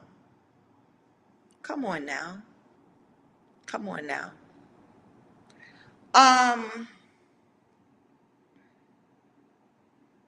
Women's boxing says point taken, but this was on an earlier point that I made. Women's boxing channel says agree. She should have been suspended, but Rankin nearly killed Alejandra Ayala the same way. She shouldn't have been in that ring either, which was, a different. From what I understand, Alejandra Ayala, she just wasn't prepared properly. But this is it. The refs need to be more accountable and stop doing that. The refs are not working for the better health of the fighters, right? They're working to make their fighter look good so they can keep their job. So that ref in the Alejandra Ayala fight needs to be suspended, or um, needs to have some kind of accountability for that, right? Because you should have known, or you should have seen that that fighter needed to be that fight needed to be ended. But because you wanted Hannah Rankin to look so magnificent in stopping her opponent, you were willing to risk somebody's life. And I mean, people have they've swept it under the rug, but I mean, Alejandra Ayala is not the same. She's not the same. She cannot speak a full sentence properly. She cannot remember things. She is not operating as she was before. And I'm sure she probably only did it. They probably only paid her $5,000. And now she got the rest of her life to try to find some normalcy. That's predatory. Okay? That's what's happening in women's boxing because no one's checking receipts. Um, where is it? My host came in and was like, we have Tiara's number if you need it. my my host is in here talking that jam too, because my host knows about this Amanda Serrano thing. She out here pulling people out. Yeah. Women's Boxing Channel says, so Marshall, who has a 88.33% KO record, is rubbish. 12 rounds, 12-0, 10 KO. Who is the world's best? She'll whoop Shield's arse. The thing about it is, Women's Boxing Channel, this is what's gonna happen. I feel so bad because I'm gonna Joan on your ass. I'm going to Joan on you when the outcome of this fight happens. Because if you didn't even see the fact that your girl Savannah Marshall ain't rente, she ain't rente, she ain't ready. For how how it was leading up, right? The queen did that broad a favor. The queen said, you know what, I'm gonna just go on and die, Marshall, because you're not looking confident out here, girl. You done forgot your belts. How you gonna forget your belts at the public workout? You only got one. Clarissa Shields flew from the United States to the UK and brought all her belts. Bitch, you lived there and you forgot your one belt at home? You didn't have it at the public workout? You ain't ready. You ain't ready to be champion. That 88 point whatever percentage, 88.33%, against who though? Against who? Against who? Who has Savannah Marshall fought? Right? Like, you can fight 4-40. You fight quality opponents or fight 4-40 opponents. Those numbers can be manipulated. Come on, Women's Boxing Channel, don't do that. Don't do that. Don't make these broads out here make you look silly, right? These numbers will make you look silly. Okay. Um, Women's Boxing Channel says October 15th will be a massive defining night. So you say, I'm looking forward to it. I'm looking forward to it.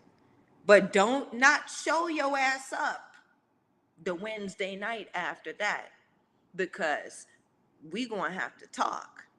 Okay. um my host said from that last clip, looks like a lot of wasted energy, right?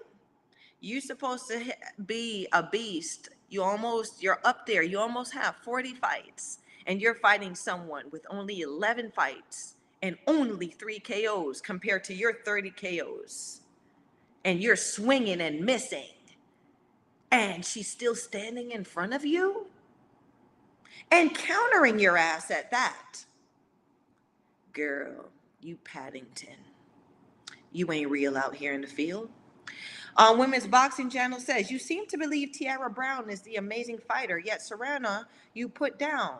Don't get it. Sorry, I'm not putting Amanda Serrano down. I didn't say she couldn't fight. I didn't say she didn't have skills. That's putting a fighter down. Don't get it twisted, baby.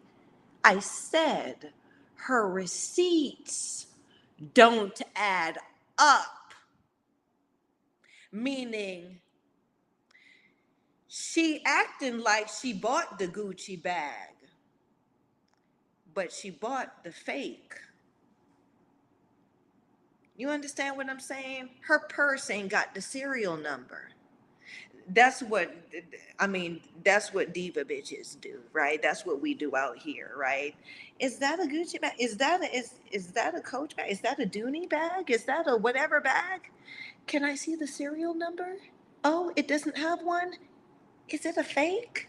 Yes. That's how we check receipts out here, right? So I'm not putting Amanda Serrano down. I said, I mean, she does all right out there. She's an all right fighter, but she's not the beast. She's not a 40 something wins, 2 losses, 30 KOs. That mother sucker's supposed to be bad. That bitch supposed to be bad. If you have only 11 fights, you're not supposed to make it past round 2 against a fighter like that. And you making it the whole fight to the end, and you're putting your hands on her. I'm not putting her down. I'm stating the obvious. You make the decision. If you feel like she's putting down, it's just based off of me reading her receipt. Okay? Um, I do believe Tiara Brown is an amazing fighter. She's an amazing fighter, just like Amanda Serrano is an amazing fighter. Yeah, Amanda Serrano has a great potential. She's not but she ain't that gal. She's not the beast that y'all are trying to make her out to be. She's not. Okay. I keep calling Tiara Brown because Tiara Brown is a great contender that will make her extend herself, and we will really see what she's made of. That's why I keep calling Tiara Brown's name. But I will also throw another name in the hat that needs to fight Amanda Serrano, Melissa St. Ville. Melissa St. Ville has been around long enough, and she has fought enough people and had enough experience to be a good opponent, or not even opponent, contender for Amanda Serrano. But yet Amanda Serrano goes down in the bargain bin, and she comes up with people like Mafond to fight, right? Melissa St. Ville has over 20 fights, I think. That would be a super match. Why hasn't she found her? I know where Melissa St. Ville is too. Like, we can find her. Waiting on your motherfucker. Waiting on your damn porch, Amanda Serrano. Right? But you in the dumps, like, not okay. You in the bargain bin when you need to open your front door and fight these broads who are standing on your porch. Okay? Um, let's see what was said. Women's Boxing Channel says, don't get me wrong, T is a good fighter, but until she fights anyone of a name, she's unproven. No, don't do that. Here you go again. Don't don't get things messed up. Don't say until she fight, because that's what Kara Rowe used to say about me, and her ass was running the whole time. Well, she hasn't fought anybody. Yeah, because nobody would have fought me. Nobody was trying to fight me. Right? Don't pull that bullshit. I hate when people do that. Well, she hasn't fought anybody. Yeah, because none of the bodies will fight her because she is a problem. Because she's just bad enough to beat a bitch. That's why they won't fight her. So don't say she hasn't fought anyone. No one will give her the opportunity. So she's stuck. That's what happens to real contenders and real fighters out here. They get shelved. They get forced on hiatus. They get forced to fight low-grade opposition. They get forced into hiatus, so to speak, so their bones can get soft. And then all of a sudden, 2 weeks notice, you have the opportunity. Oh, I'll fight you now.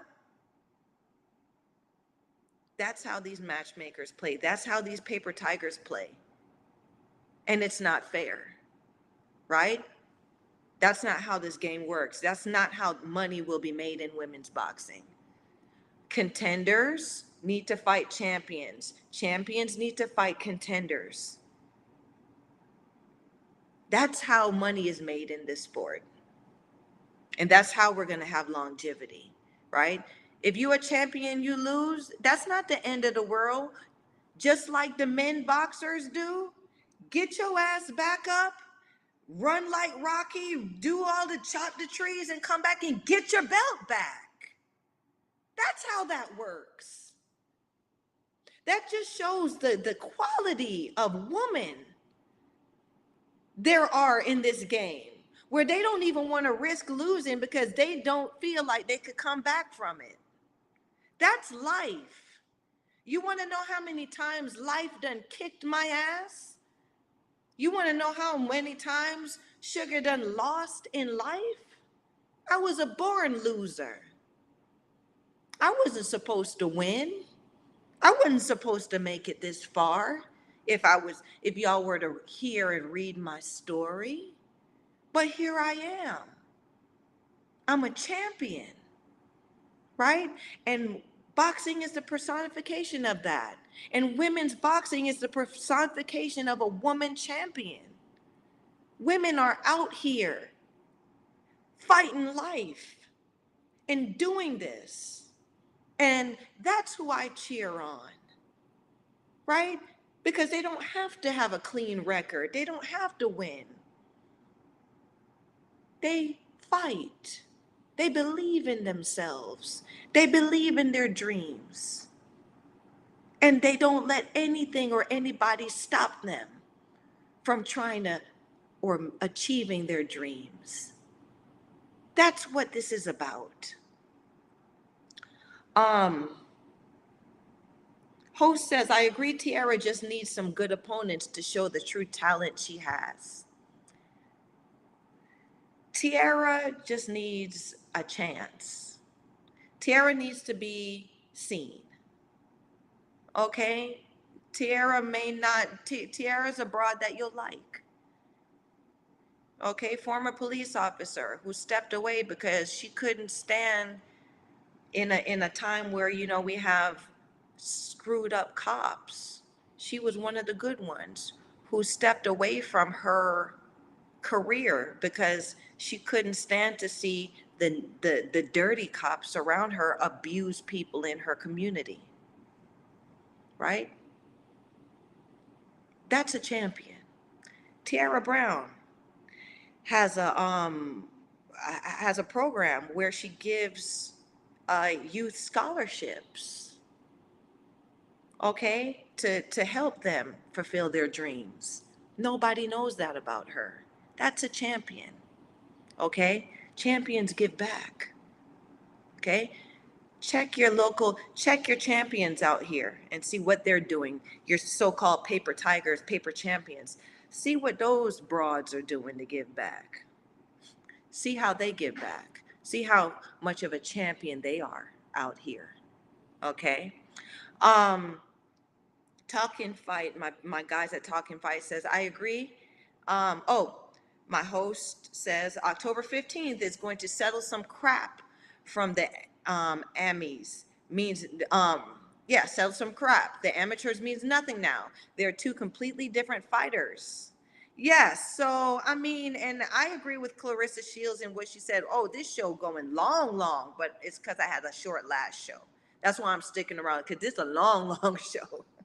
I know some of y'all done signed off, but it's okay because I'm in the mood to talk and to chat. to hold an amateur match as a conversation piece or something that is a post to determine how two women have matured as fighters is some bullshit. Okay? First of all, the amateurs, especially at that level where Savannah Marshall and Clarissa Shields fought, is very political. Very. Okay?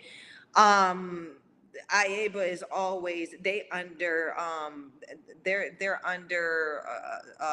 investigation now for judging uh, for judges being uh,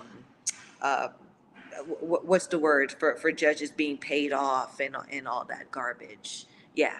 So I mean, in the Emmys, it's very, like I said, very political. Look at what happened with Roy Jones. You really think that Korean beat Roy Jones in that Olympic match? Stop. Right? Even the Korean put his head down. Here we go again. This the theme.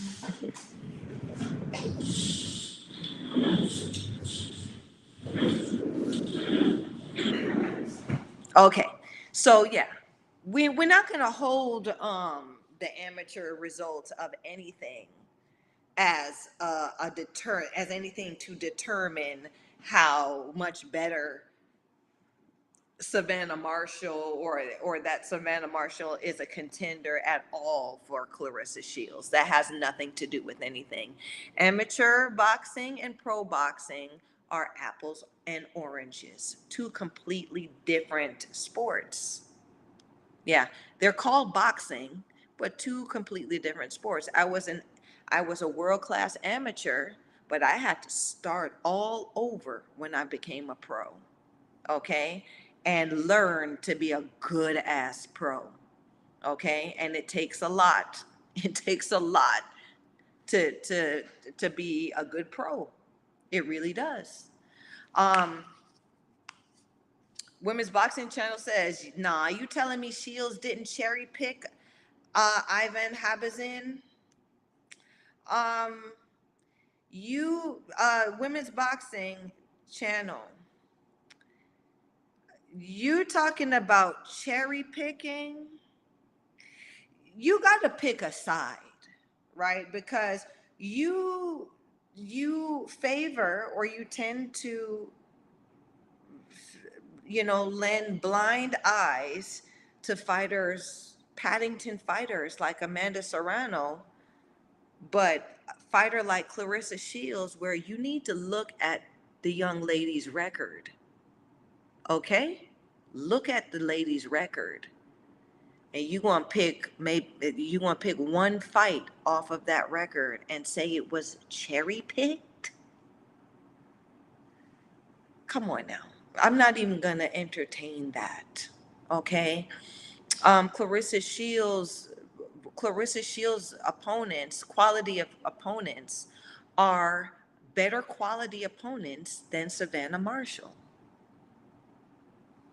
That's just a fact.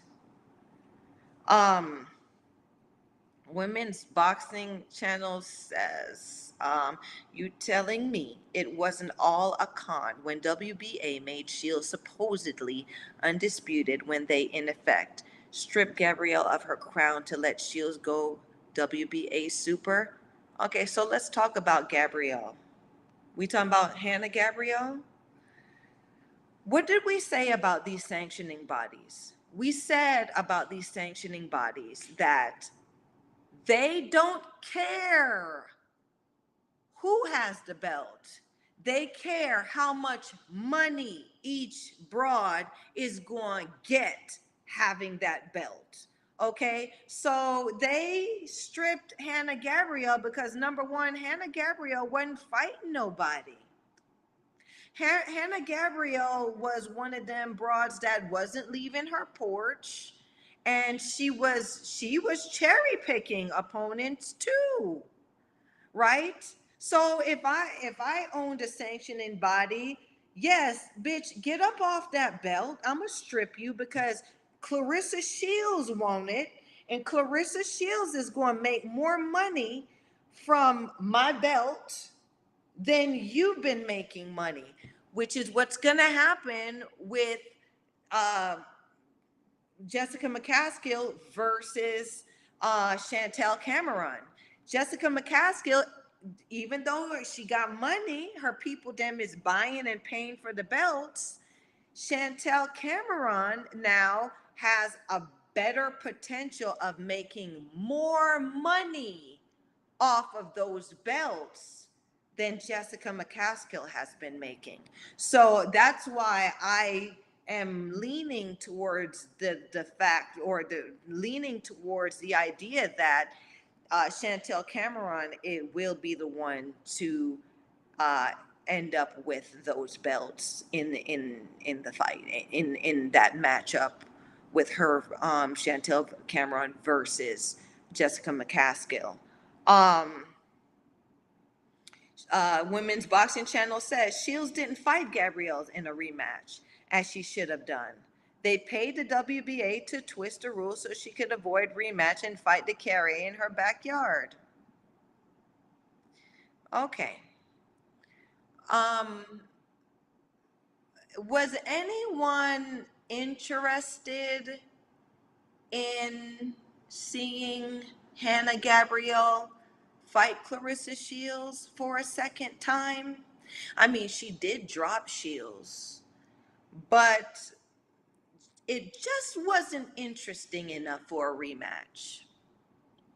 We're just gonna be honest. So yeah, they did some fandangling there, where the WBA, because that's what's happened. No one's checking receipts, and I'm telling you, it one. I'm not saying Shields and them, they're not, shenanigans ain't happening for Shields. Everyone's pulling off shenanigans in women's boxing. Okay? Everyone's doing it. But what I'm saying is, Shields is a legitimate ass kicker. So if people are doing, if the shenanigans are being pulled from her, she will whoop ass too, to make sure that there's that that thing is stamped down. Okay? So even if she rematched Hannah Gabriel's, most likely the outcome would have been just like the first match, where she would have beat up Hannah Gabriel in that fight. Okay, so that's what that is, right? And to be honest, nobody would have paid for to watch a second match. That's why Clarissa Shields went to MMA, right? Because she wasn't getting the money over here. She wasn't making the money over here. That's why Clarissa Shields leaves her porch to go fight over in the UK, because UK people love Clarissa Shields. They pay to watch her fight. They pay money to see her. UK fans are great boxing fans. They pay to watch boxing. And that's what I love about, I love that about UK. I love that about Europe. I love that about the other side, across the pond. They appreciate boxing. A lot of my money was made across the pond, not here in the United States, or not here in North America, not even in Canada. Yeah, right. So that's what it is. Um, Women's Boxing Channel says Melissa St. Ville told me she finds it tough to keep in shape now. She's only fighting now because it's for autism awareness. Um, okay. Melissa St. Ville is just telling you what every other female fighter has and have been going through for decades, almost a century. It's tough to to stay in it and keep doing it when you don't have anything to move, that you're moving forward to, right? The champions won't give you opportunities. Promoters won't let you fight their champions. Uh, they're um, blocking real contenders from making money from fighting, right? All the tomato cans and 4 and 40 fighters are the ones that are making the money. And all of the tomato cans and 4 and 40 fighters are the ones that are having title shots and opportunities, right? Real contenders don't get offers. Real contenders don't get paid. And I'll tell you this from a personal experience, right? The champ will send you uh, uh, um, an offer, will send you a challenge, right? And you get the challenge, and yes, I'll fight you in 2 weeks, and yeah, it'll be a 10 rounder, and yeah, it'll be a title shot, and I'll fight you for $1,000. Is that a fucking beep? I'm sorry. Is that a deal? Is that a real offer? Right? You know I'm not going to take that. You know it's not worth it. Right? Oh, and you got to fight me in my backyard. No, I'm not going to take that. Right? So then they come out, in these interviews. I send out the offers. I've offered to fight. I've offered to fight these contenders. They don't want to fight. No, it's not that we don't want to fight, you punk ass. Is you're not serious. Because if you were serious about fighting a legitimate contender and you're a champion, you would offer, you would offer, you would put something on the table that you're willing to fight for. You would put money on the table. You would put something of value that you're willing to fight for, whether it be the money and the belts and your name. You're not serious if you're offering $1,000 at 2 weeks' notice to a real contender.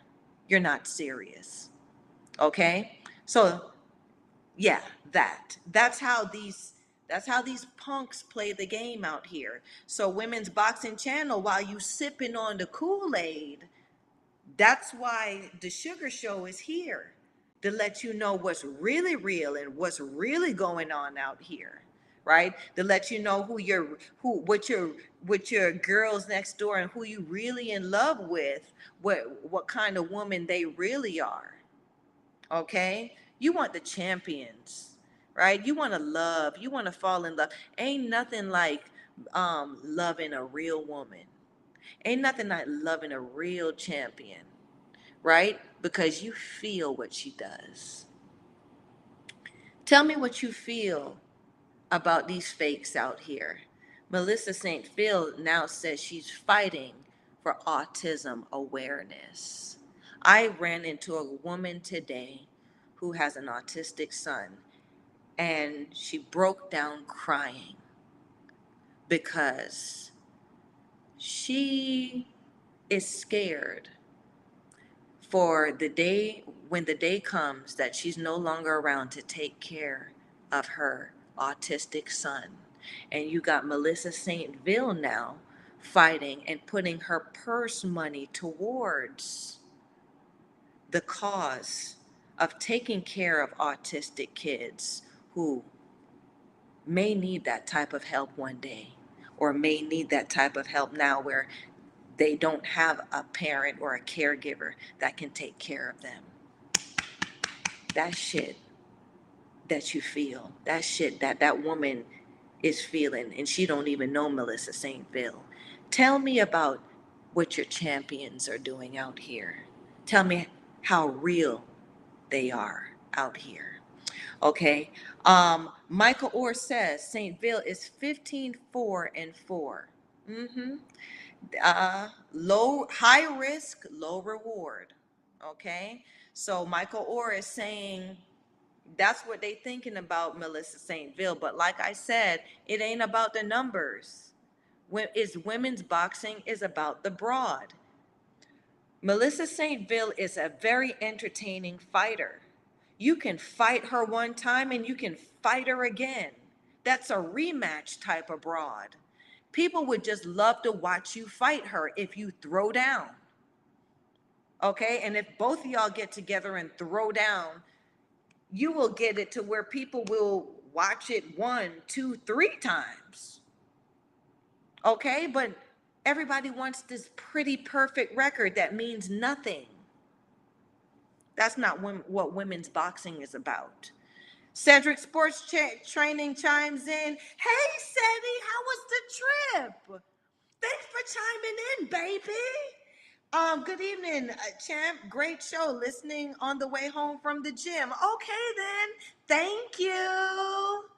Yeah, you gotta let me know how the trip went, cause I know you went. Last time I seen you, you was at the airport looking all travelish. Michael Orr says, I'm tired of hearing all about Clarissa Shields and Savannah Marshall's damn amateur belt. Get over it already. It was 10 years ago. Listen, let's get some jackets and make a club and sell t-shirts, okay? I'm tired of that mess too. They two grown-ass women who have gone through life and now they're fighting again. And I just feel like Savannah Marshall is going to break under, or has already broken under, this pressure. And after she fights Clarissa Shields, and the thing about it is Clarissa Shields is going to do to her what she did to Mary Spencer that time that I told you she took Mary Spencer's heart. And Savannah Marshall will probably quit, or she won't be the same fighter again. Okay. Women's Boxing Channel says apples and oranges are good together in a smoothie though.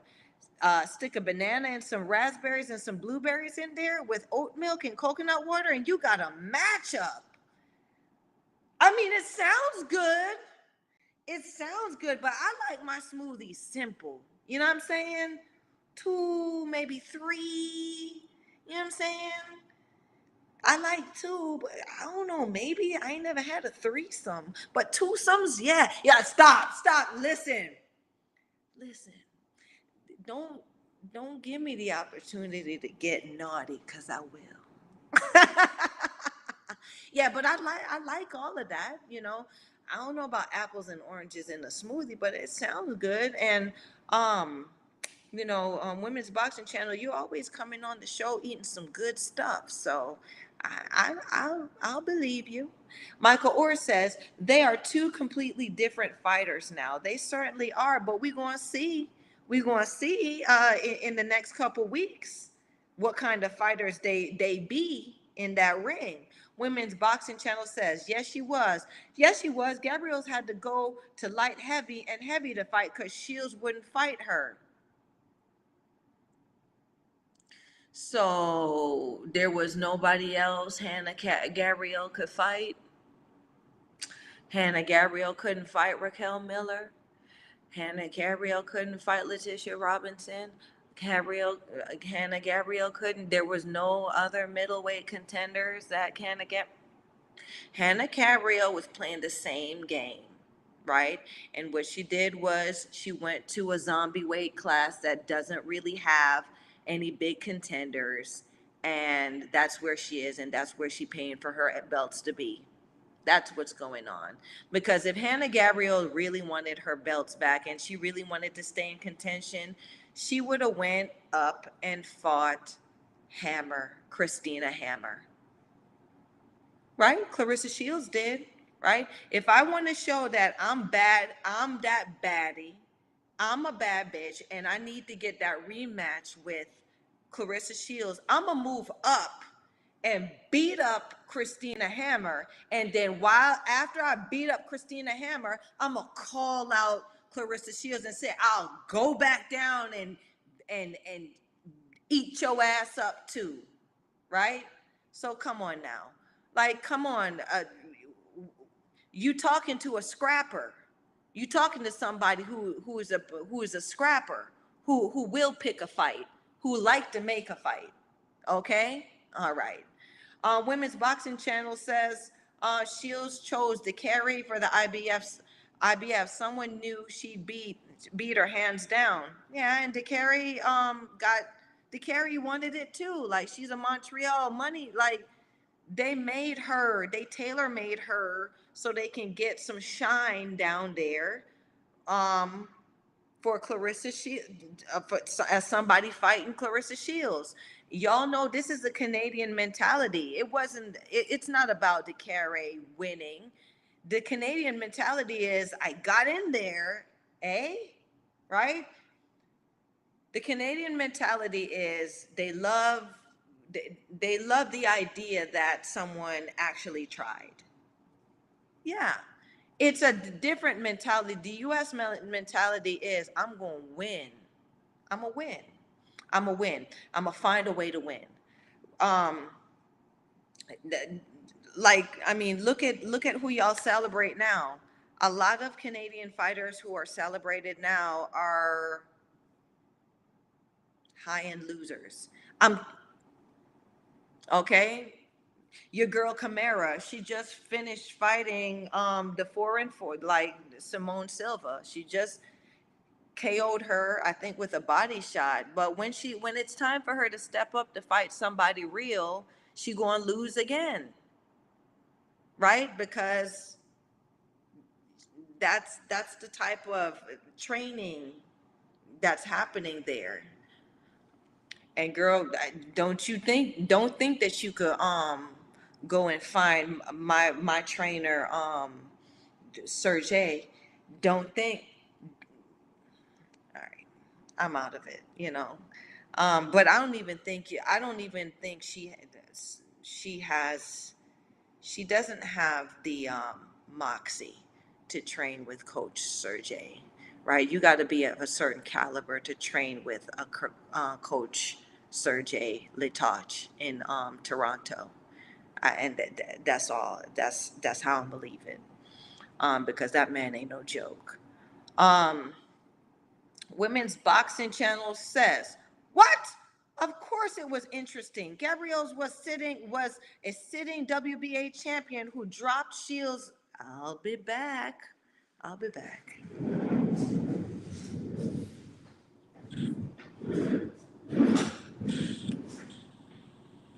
Y'all, I'm just talking tonight because I mean it's past 2 hours. I don't understand.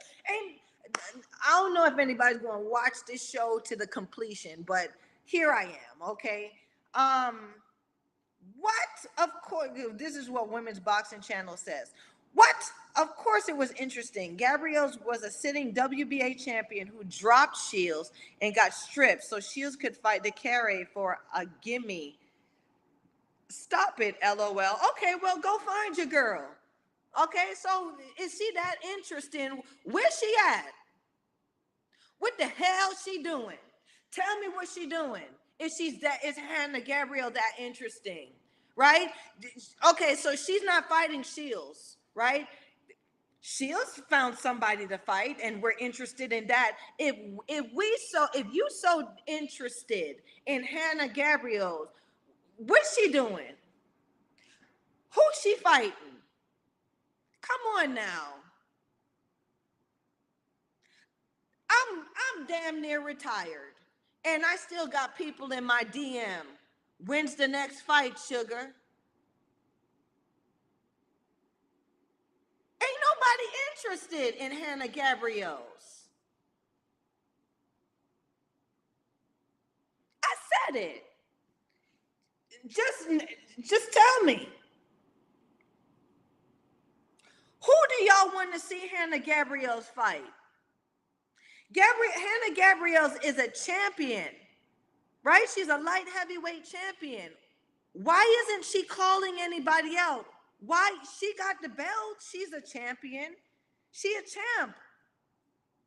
Champions make matches. Champions get people interested. Champions make contenders. Who is she fight? Who? I ain't even got time to wait. I don't. Michael Orr says the Canadian mentality is we live in igloos and leave our doors unlocked. And y'all sleep in fur underwear, which is sexy. I like it. Um, Michael Orr says LMFAO. I love the Canadian mentality, right? I love my Canadian peoples. It's just that it in the fight game, y'all are. I just have to say, baby, you're just too nice. You're just too nice. Um, Women's Boxing Channel. Camara could be fighting Sandy Ryan next. Think Ryan will fight the Mexican Rodriguez, though. I think that's fantastic, Women's Boxing Channel. I would love to see Jessica Camara fight Sandy Ryan. That's a great match. That's a great match. Bring that shit on. I love it. Um, yes. Ryan will fight the Mexican Rodriguez. Okay. But Camara versus Ryan is interesting. Michael Orr says, I think Ryan versus Rodriguez is next. Okay, and we'll see what happens there. Um, Michael Orr says, you have people watching now. So they wasn't watching before, Michael? What you trying to say? You always do something to just heat my fanny. Women's Boxing Channel says Rodriguez holds the WBC silver, so Ryan wants it to add to her WBC international strap. Okay, so they collecting belts. Great. But I want to see that match that you mentioned. Jessica Camara versus Sandy Ryan. I don't even care who gets the belts or whatever. And it'd be good. It would be good for those belts too. I'm gonna say this, Women's Boxing Channel. You like Sandy Ryan, and Sandy Ryan seems to be a good contender to me as well, right? But she had I just need to see a little bit more of her. I need to see a bit more of her. That's it. That's all I have to say about that. Um, she just hasn't. I haven't taken on to her just yet in this fight game, fighter to fighter, and as a fan of women's boxing. Michael Orr says at Women's Boxing Channel, 100. Okay, so y'all agree on that. Omar Johnson comes in bold but facts. Well, you know Sugar's bold. That's all I've ever been. Is bold. Right? And you know what? I just always try to I'm always faithful. My loyalty is to the truth. Okay? So I always want to spit the facts, and if I get it wrong, I am the first one to say, "Listen, I'm wrong, and you got it." And I want to learn from y'all out there too. Okay. Michael Orr says, "Nude, no PJs." I suppose that's about my comment, my counter to y'all sleeping in igloos, and I said y'all wear uh, fur underwear. Well, if you sleep in the nude with no PJs, that sound better. um, that means y'all need somebody to warm it up and to keep it hot, which Sugar likes to do that. Hey, stop it. Stop. Y'all just like when I do naughty things. And we're not doing no only stuff. We're not doing that. I just like I like the naughty talk. I really do. Um Omar Johnson comes in. Everyone press the like button. Not many places you can get this free game. Right? I'm spitting bars on here. And my people, Women Boxing Channel, Michael Orr, about my father's business. Who else came on here spitting? Cedric Sports Training. Who else? Come on now. Uh, My guy Eddie Barrington came in, spin bars. Listen, we on here, we out here, right? Faces into place on sugar on the Natalie Sugar Brown show, where we talk women's boxing. Um, Michael Orr says, "Keep you talking." Okay, Women's Boxing Channel says Ryan's manager said, um, Women's Boxing Channel says Ryan's manager said next year Ryan will fight for a world title, and Hearn said the same. So it's versus the winner of Cameron versus Mccaskill. Oh, okay. So they doing. I mean, okay. I guess that we should be excited about that. Um, the only thing I'm excited about is the potential of Sandy Ryan possibly fighting Jessica Camara. I think I'm interested in that match. Um, I like I said, the reason why I just haven't taken on to Ryan. I've taken on to Jessica Camara because despite of everything that has happened in young Broad's career, she is relentless, and I appreciate that. And so her being that relentless fighter, stepping to a fighter like Ryan, who seems to be getting that silver spoon placed in her mouth somehow and getting all of these great opportunities. I would love to see them two fight for it because it looked like they may be cut from the same cloth. Um, and I said what I said. Now, Omar Johnson comes in saying, "Lock in for I tweak out with the eyes."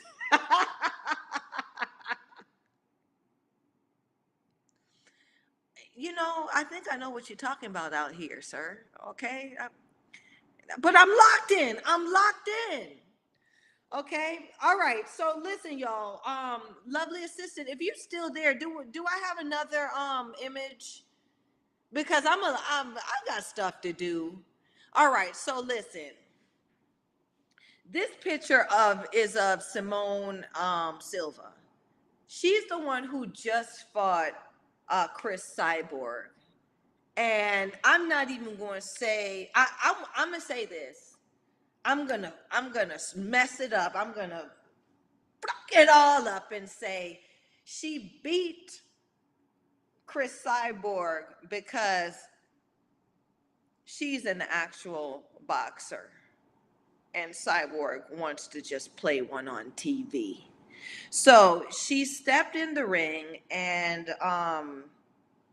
she danced, I think, all all 10 rounds with Cyborg, and Cyborg didn't really hurt her or anything like that. So, I mean, this one, the reason why I say she won, because now she has that name on her resume and she remains a high end opponent.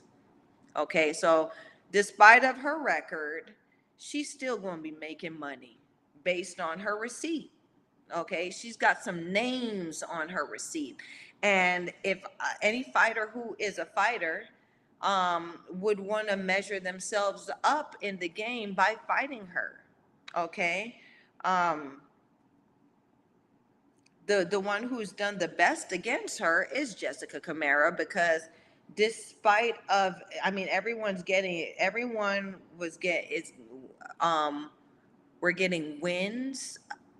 um Oh goodness, Women's Boxing Journal chimes in and says, "So sorry, got to go." Oh, it's going on 3 a.m. there. Great show again. But oh, thanks for staying up with me, Women's Boxing Channel, till 3 a.m. Oh goodness, and you know I like the late night play. I'll see you next Wednesday. All right, baby. And I'm gonna wrap it up after this, okay? It won't be too much longer, but she won. Simone Silva won because and Jessica Camara did the best against her because where everyone was getting unanimous decisions, majority decisions, and TKOs over her, Jessica Camara was the one who actually stopped her, KO'd her, folded her, slumped her with a body shot. That's some good stuff there. That's what we signed up for. Good on you, Cobra. Okay, so yeah, this is this face right here. Keep on lookout because this probably won't be the end for her. She'll probably maybe even Sandy Ryan might end up fighting her. We just never know.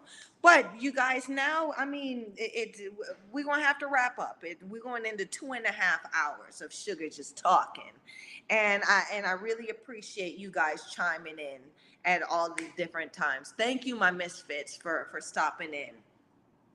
If you watch the whole show or if you listen to the whole show, bless you. Thank you for sticking with me the whole time. Okay, like, subscribe, share this sugar. All right. My host, can I get the whole screen to myself? I like to tell everybody bye, without sharing the screen. But okay, if I gotta share it, I will. Um, but um, but yeah, like, subscribe, share this sugar. Okay, you guys, invite other people to the show. Drop in, leave your comments below. Tell me what you're thinking. Tell me how you feeling about this upcoming stuff. Drop in and let me know if you like when I said what I said. If you didn't like what I said when I said it. Okay. Aside from that, y'all be safe, have a great weekend, and until next Wednesday, keep it sweet. Bye bye.